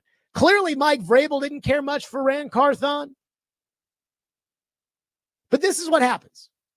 The Titans fired a successful general manager because even though he won a lot of games, he didn't win enough games. Even though he made some really good draft choices, some really good free agent signings, he didn't make enough good draft choices or enough good free agent signings. They hired a general manager because, again, winning wasn't enough. John Robinson won 61% of his games. He won 2 straight division titles. They were in first place, and that wasn't good enough. So they hired a general manager who lit whatever was left of that group on fire while saying the complete dumbest things at every possible turn. And now, after one draft where the Titans made the choice at quarterback that Gentry didn't agree with, Gentry had written that he thought the Titans' only option was to go get Sam Darnold and trade the pick. Instead, they do the opposite of it, and yet Gentry is sold on Mike Borgonzi. And the reason I guess I'm taking this so seriously with Gentry is because I actually value his opinion. I think he is one of the more critical thinkers out there in an opinion-having position. I do read his work a lot. I do agree with most of the things that he says. He and I can talk for hours on end. I respect his opinion. I think he knows what he's talking about. And yet, I read this story, and it's like, I'm in on Borgonzi because unlike Ran, he didn't say any stupid crap at the podium this week. And I just have to ask, can we raise the bar a little bit higher?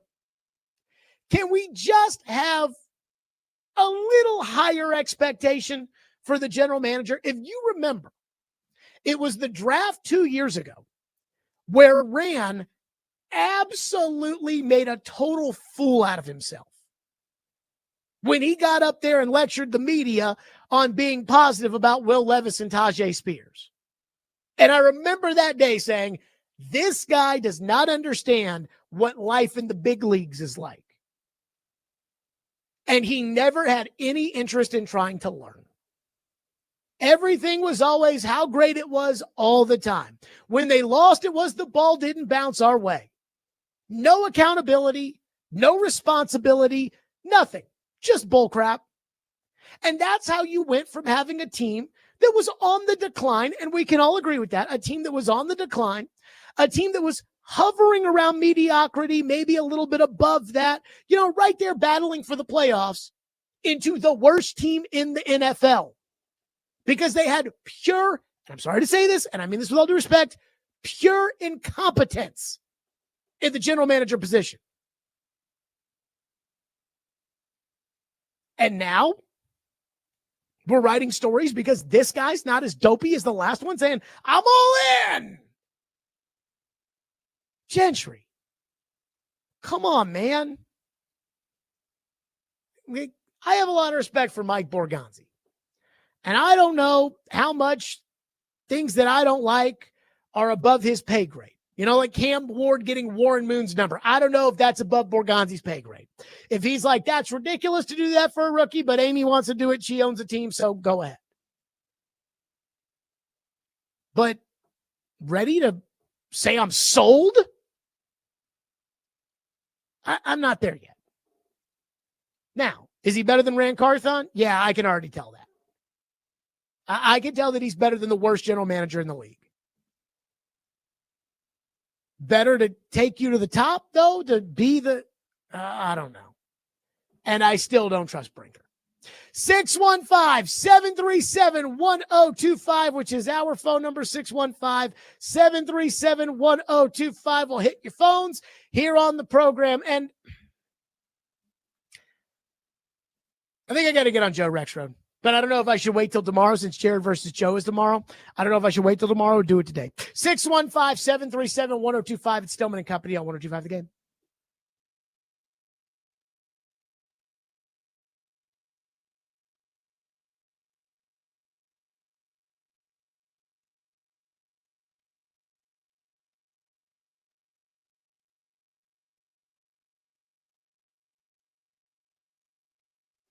Nobody wants to deal with a plumbing, HVAC, or electrical emergency, especially not me.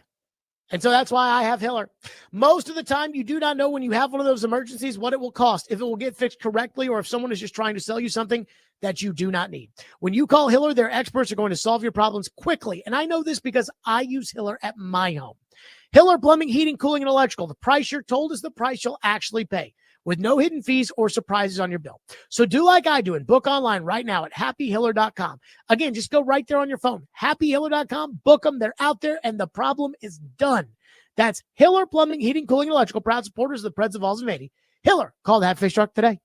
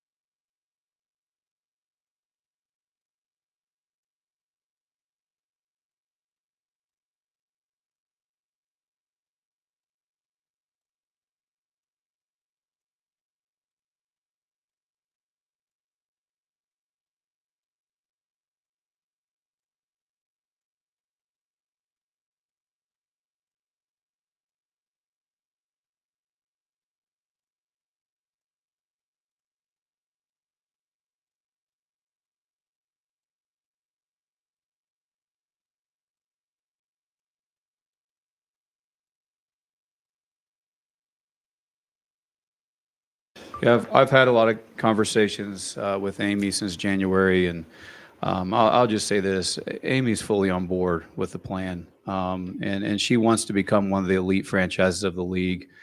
She believes in what we're doing. I really appreciate her and her support, and how she's really empowered us to do our jobs. I mean, I'm speaking on her behalf right now. We hired Mike to lead that process, particularly building this football team. I think she really believes in what we're doing, and we want to make her proud, so we're working hard to do that. There you go. That was Chad Brinker talking about, I've had a lot of talks with Amy. She's so on board with the plan. Let me say this. This is what I've learned about Amy Adams Strunk over the years. And I like Amy Adams Strunk. And I've said this, I think that woman has a heart of gold. And I say that because when Floyd got sick and I knew that there wasn't a lot of time left, I reached out to Amy. And the Titans, who at one point in time were kind of putting off adding to the Ring of Honor, just what I was told at the time, because they wanted to make it look better than it had looked at the time. And there just weren't a lot of options at the current Nissan Stadium. They decided, okay, let's hurry up and get this done because Floyd doesn't have a lot of time left. And Amy called Floyd and talked to Floyd and inducted him into the Team's Ring of Honor. And being inducted into a Team's Ring of Honor, and Amy knows this, being inducted into a Team's Ring of Honor is the second highest honor you can receive when it comes to pro football. The top honor is the Pro Football Hall of Fame. The second honor is your team's Hall of Fame. And I'll never forget that, and I'll never not tell that story. And look, I don't know. I've said a lot of things about Amy and the organization over the last couple of years. I have no idea how she feels about me. If I was her, I probably wouldn't like me very much. But I do have a lot of respect for her. One texter says, Amy is still in charge. The front office will continue to be weak. So here's what I wonder when it comes to Amy. And I don't care about Chad Brinker's bull crap. Chad Brinker just, it's really miraculous how nobody still knows what this guy does. Have you noticed that? Like, let me ask you, do you know what Chad Brinker does? Like, does he pick the players or does he not pick the players? Does he just manage the communications department and the grass mowing and IT? And nobody knows. But I don't care about that. Here's what I care about when it comes to Amy. Number one, will you spend money on the team?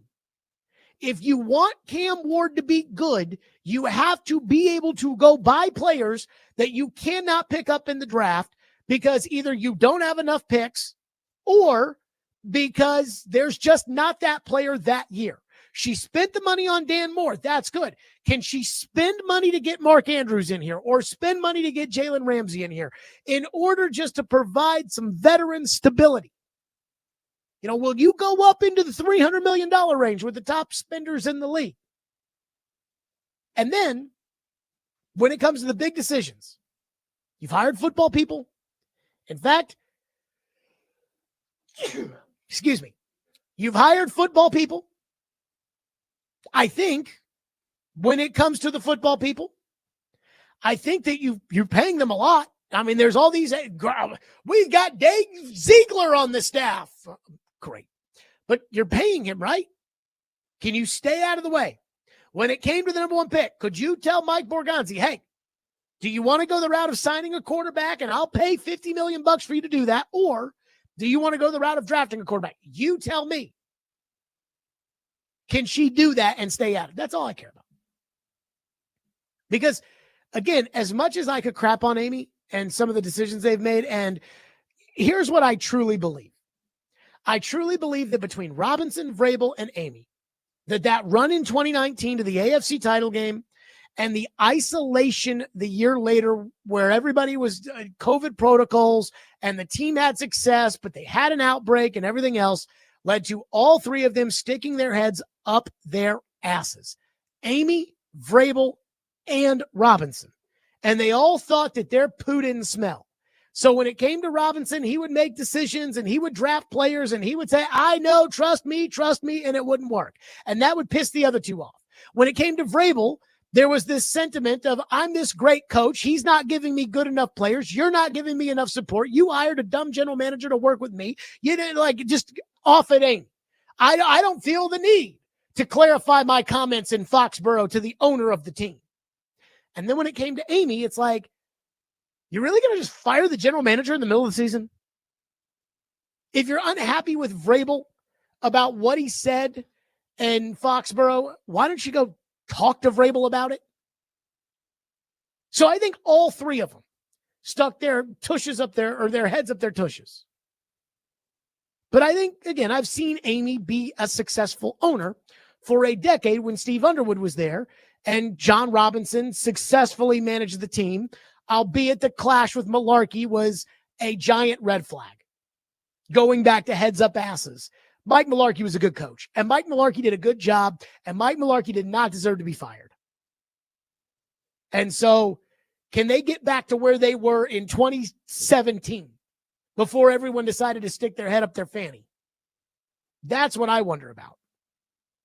But I'm actually okay when it comes to Amy, as long as she kind of stays out of the way. Justin says, the Gentry Estes article sounded like it was given to Gentry by the team to change the temperature of the fan base with their attitudes toward the front office. We see that you're a reputable journalist, so here is this article to help the organization save face and turn the tide to a more favorable position to the team. Let me say this about Gentry Estes. I don't know for a fact who Gentry talks to and who Gentry doesn't talk to. Gentry, again, I never say never because who knows? I don't think he would ever do that. I mean, I think Gentry really feels like the Titans have found competence again. I don't even know if the head coach can coach. So I can't go that far. But I'm telling you, I don't think that Gentry's making that up. I mean, I think he wakes up this morning thinking, hey, the Titans have a shot to be a well-run, successful franchise, which he's been the second behind me over the years to point out that they're not. He wasn't dilly-dallying like everybody else was when it came to should Rand come back, should Rand not come back. He was like, no, he should be fired.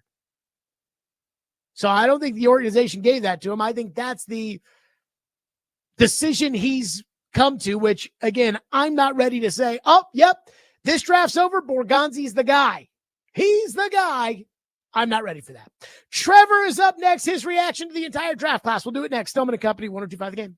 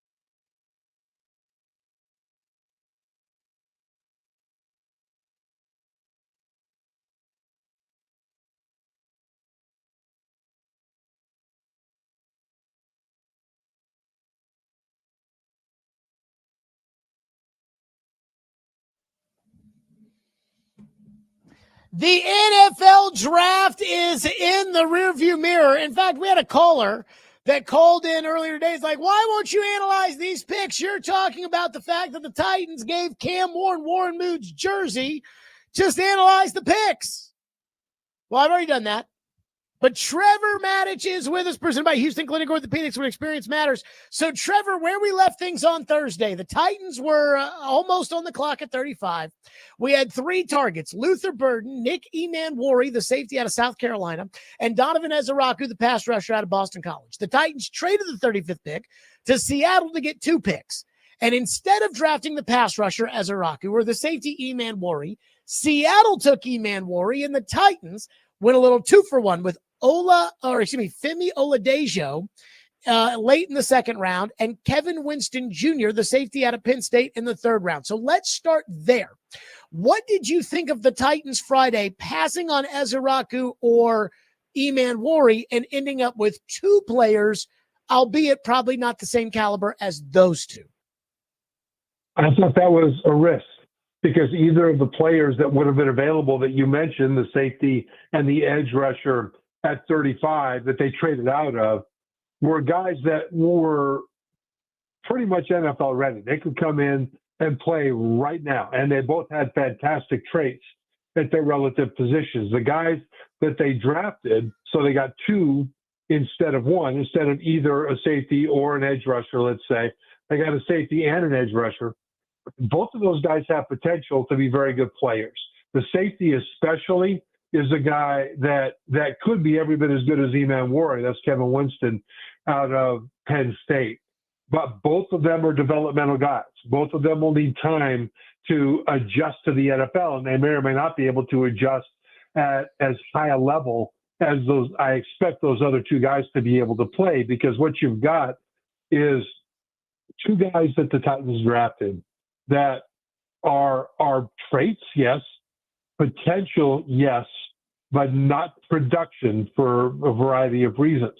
Whereas the guys that they didn't draft, the one that was drafted in the 35th place, Nick Emanwari, who's the safety out of South Carolina, he already was a very productive player who had 36 starts under his belt. And the pass rusher out of Boston College, Donovan Ezeraku, I keep on getting his name wrong. Donovan Ezeraku. The thing about him is that he was 2nd in the nation with 16.5 sacks. He led the nation in pressures and was one of the best in the nation in tackles for loss, whereas Oladejo out of UCLA, the edge rusher that they ended up running, was shifted over by UCLA from interior linebacker to edge rusher last year, and he only had 4.5 sacks. That doesn't mean that he can't play. He's got very good traits. But the Titans had the opportunity to take one guy with a ton of production who is more ready to step in now, for the chance to take 2 guys who have traits but very little production in college. Trevor, let's move to the 4th round for a second, because the Titans went, I believe, with pass catchers for Cam Ward, but guys with speed at receiver, both Chimere Dike, the wide receiver out of Florida, a 4.34. Now, Derek says that on film, he doesn't run that fast, but he was a 4.34 at the combine. And then Elick Iomenyor out of Stanford, who was very productive, had some flags for knee injuries in high school and early in his career at Stanford, a little bit of drop issues as well, but very productive, and a 4.40. So I do wonder, when you add in Gunnar Helm, the tight end out of Texas, how do you feel about what the Titans did in round 3 for Cam Ward? Well, there again, a potential there, and there's traits. You talk about the receiver out of Florida in the 4th round, first pick of the 4th round. He is a guy that, he ran 4.34 at the combine, like you mentioned. He has potential for speed. The thing is, and he carries that speed into routes, but he's not a polished route runner right now. It seems to me that the Titans took him because of that trait, because of the speed. And I think they'd be wise to use him to run past corners, to force safeties to help over the top, while they're teaching him how to be a more complete receiver and how to use his speed better underneath. And when he catches the ball underneath, by the way, he's fast, but he's not that shifty. So if there's a tackler there, he'll get wrapped up. if there's not a tackler there, he can sort of take off. But I think they did get faster, and that'll help on special teams. And plus, he's kind of a big guy, 6'1", 196. You talk about now Alec Iomanner, who was taken later in the 4th round out of Stanford. This guy is an amazing player in college.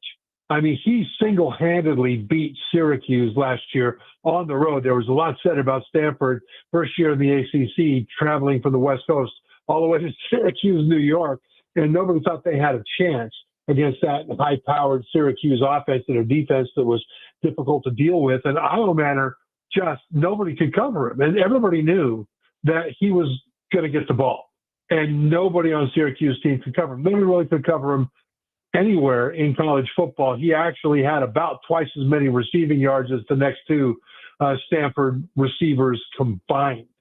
Now, he does have speed. He ran a 4.44, so he's about a 4.40 guy at the combine. And he's a really big guy at 6'2", 206. So those things are really good, and those are traits that the Titans can game plan for, especially getting him to run down the field. He does need to learn to be a better route runner because he has a lot of catches in college that are contested. And so he'll go up and win the fight for the ball. But winning the fight for the ball in the NFL is a much more difficult proposition than in college. So he'll need to learn to separate better with his route running.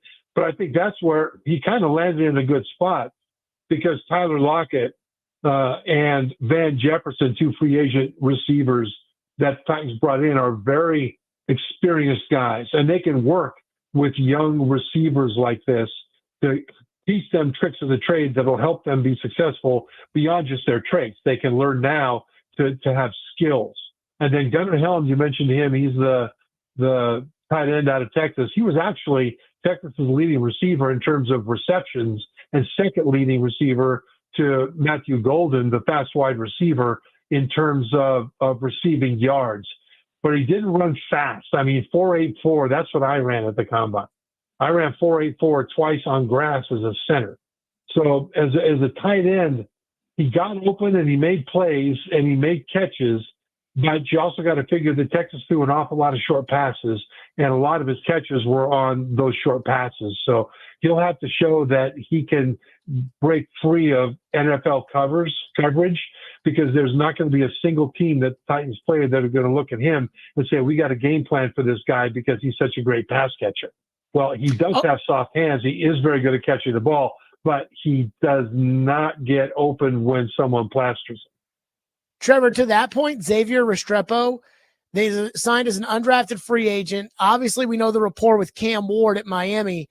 He ran a 4.85 40 and thus went undrafted. You just said that you ran faster than that at the combine. Trevor, I don't love the idea of bringing Cam Ward's favorite target with him as an undrafted free agent when Cam Ward needs to be working with the NFL receivers and the guys they drafted. What do you make of that? The thing that worries me about that is that he might try to get his buddy on the team by throwing him a lot of passes and giving him a lot of chances to catch the ball, when he really should be throwing the ball all around and spreading the ball around and giving a lot of guys chances. And I worry about that a little bit, because then you've got guys like Iomanner and DK and guys like that, some of the young guys that aren't having a chance to develop as much as you would think. And then you've got some of the veterans that aren't developing as much chemistry as they might be able to with Cam Ward, because Cam is always looking for Restrepo to do his best to get him on the team. I mean, that sort of happened with Chicago Bears and Jim McMahon with a couple of BYU guys. I mean, I played at BYU with Jim McMahon and Dan Plater. Dan Plater was a great receiver for us in college. Kind of not a great NFL receiver, but McMahon made sure he was on that team. And he contributed for a few years. He played for the Bears a little bit and all that, but I worry that Ward might skew the development of the entire passing game by trying to get the ball to his guy. Now, I don't know that he's going to do that, but that's my biggest worry. Do you really think that you, when you came out of college, are faster than Xavier Restrepo? Well, I think Restrepo is probably faster than that. Just because, I mean, when you watched him on tape, you never thought that he was that slow. You know, he wasn't a burner over the top, but he was a guy that got open. I think he's Miami's all-time leading receiver, right? And He is. so yeah. So you don't do that if you're as slow as a center, you know, in the 40-yard dash, and not that big of a guy. He's only 5'10", 209. He's pretty thick, but you know, he's not a huge guy. So I think he's actually faster than that, and I wouldn't put the label on him that he's a 4.85 guy. I would rather just take a look at him and see if he's able to separate, see if he's able to get open on those underneath routes. Because you look at a guy like a Julian Edelman type who played for the Patriots so successfully as a slot receiver for Tom Brady for so many years.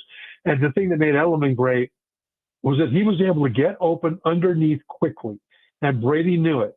And when Brady needed 6 yards for a first down, or when Brady was in trouble, he would look for Edelman. And I think that would be the Restrepo role. And so I wouldn't worry too much about what that 40 time was. I think he's probably faster than that. I just see if he can actually get open. Trevor Matich with us on the program, presented by Houston Clinic Orthopedics, when experience matters. What does Trevor make of Cam Ward getting Warren Moon's jersey? Does he have a problem with it? Does he think it's totally fine? We'll do that next. And more draft thoughts with Trevor, Stillman and Company, 102.5 The Game.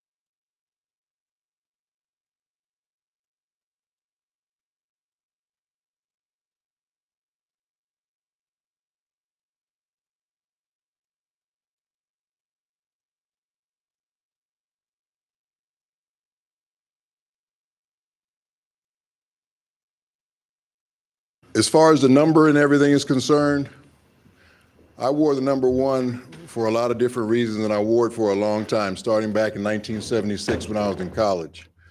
And I think I wore it very honorably for the Houston Oilers organization, to the point to where I created a Hall of Fame career for myself. Now I'm part of the Tennessee Titans family, and my Houston Oilers jersey will probably never be worn again. I hope it won't. But the Tennessee Titans jersey is going to be worn by Cam, and Cam will be starting a new, not regime here, but just a new freshness in this organization to kind of revitalize it and get it back to where it was a number of years ago, one of the more successful organizations in the league. So I'm excited to see what he's going to do with his legacy wearing this number. And I'm proud of the things that I did to establish my legacy with the time I wore that number. So Cam, I'm going to be watching your career. I'm here for you. I'm going to help you as much as I can possibly do it whenever you need me. And just wish you the best of luck. And you come from a great family. I think that's where a lot of it starts. And I think you'll do well here. So congratulations on being the number 1 overall pick. And now the work gets started.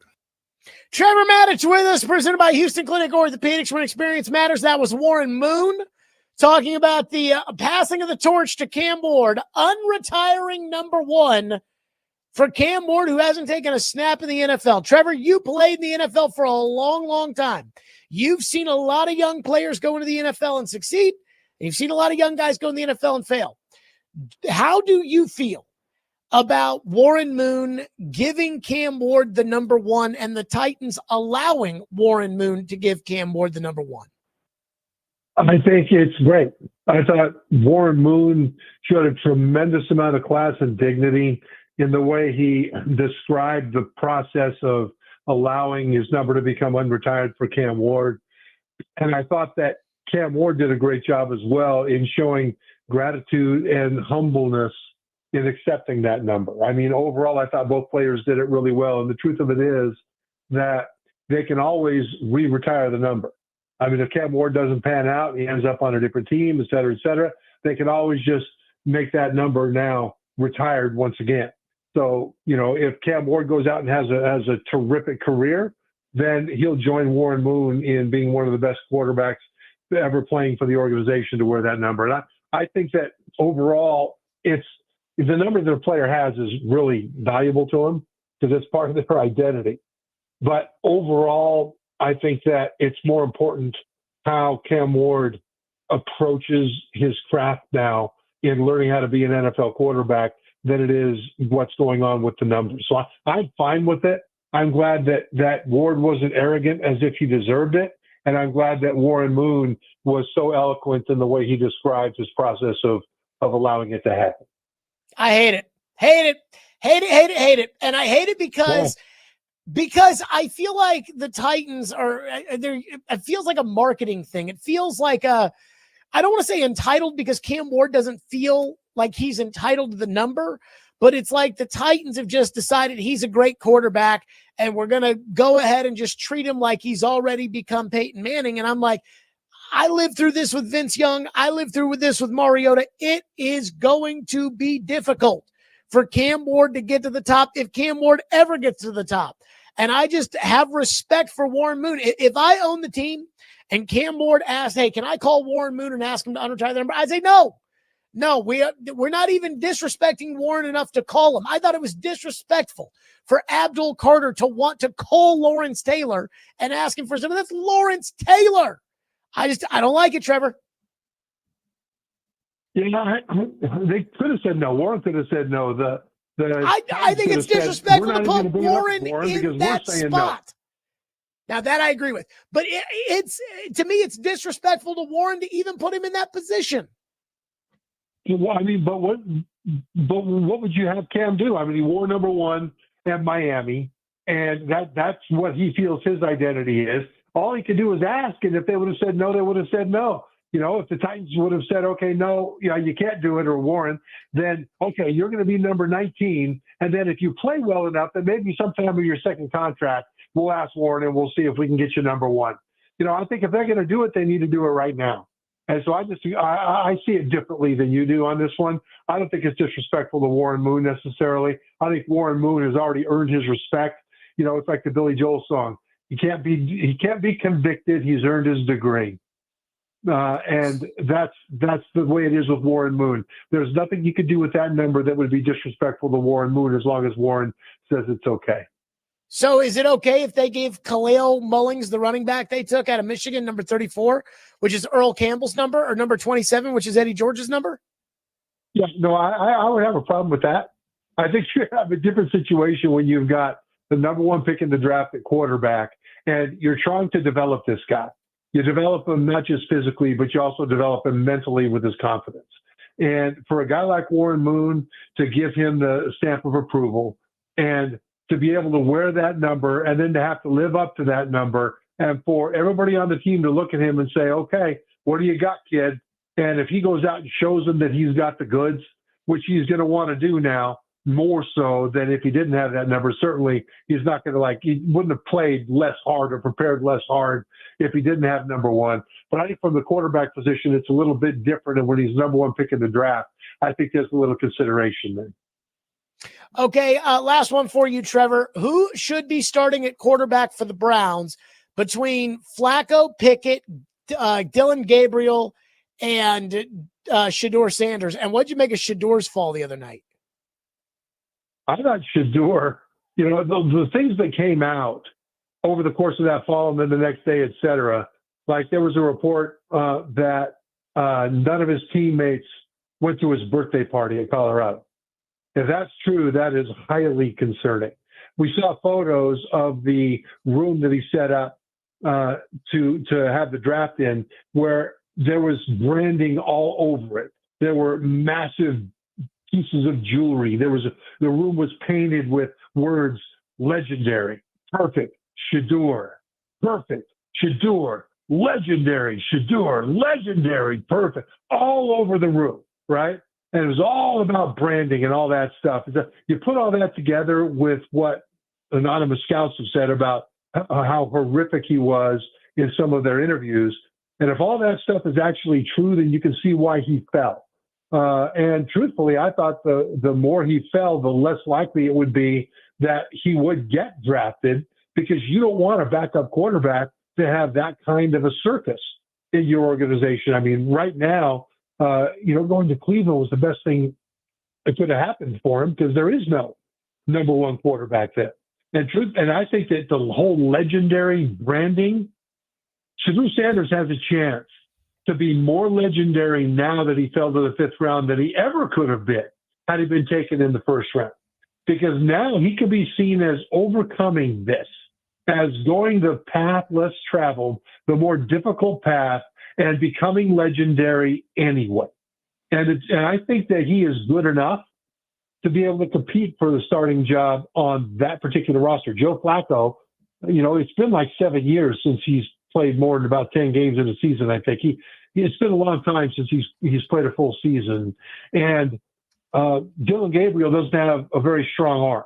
I think that Shedeur is not super strong, but I think it's probably stronger than Gabriel. And the thing about Cleveland is when the weather gets bad, you got to be able to knife that ball through the cold.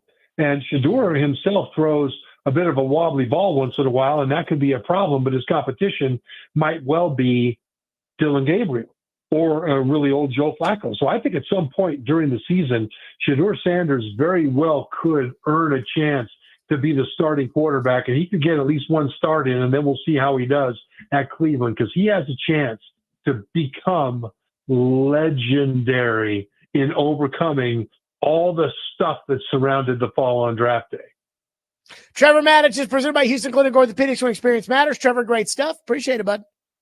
Thanks, Jared. Yep. Vandy Baseball's next. Stillman and Company. We'll see everybody tomorrow, too.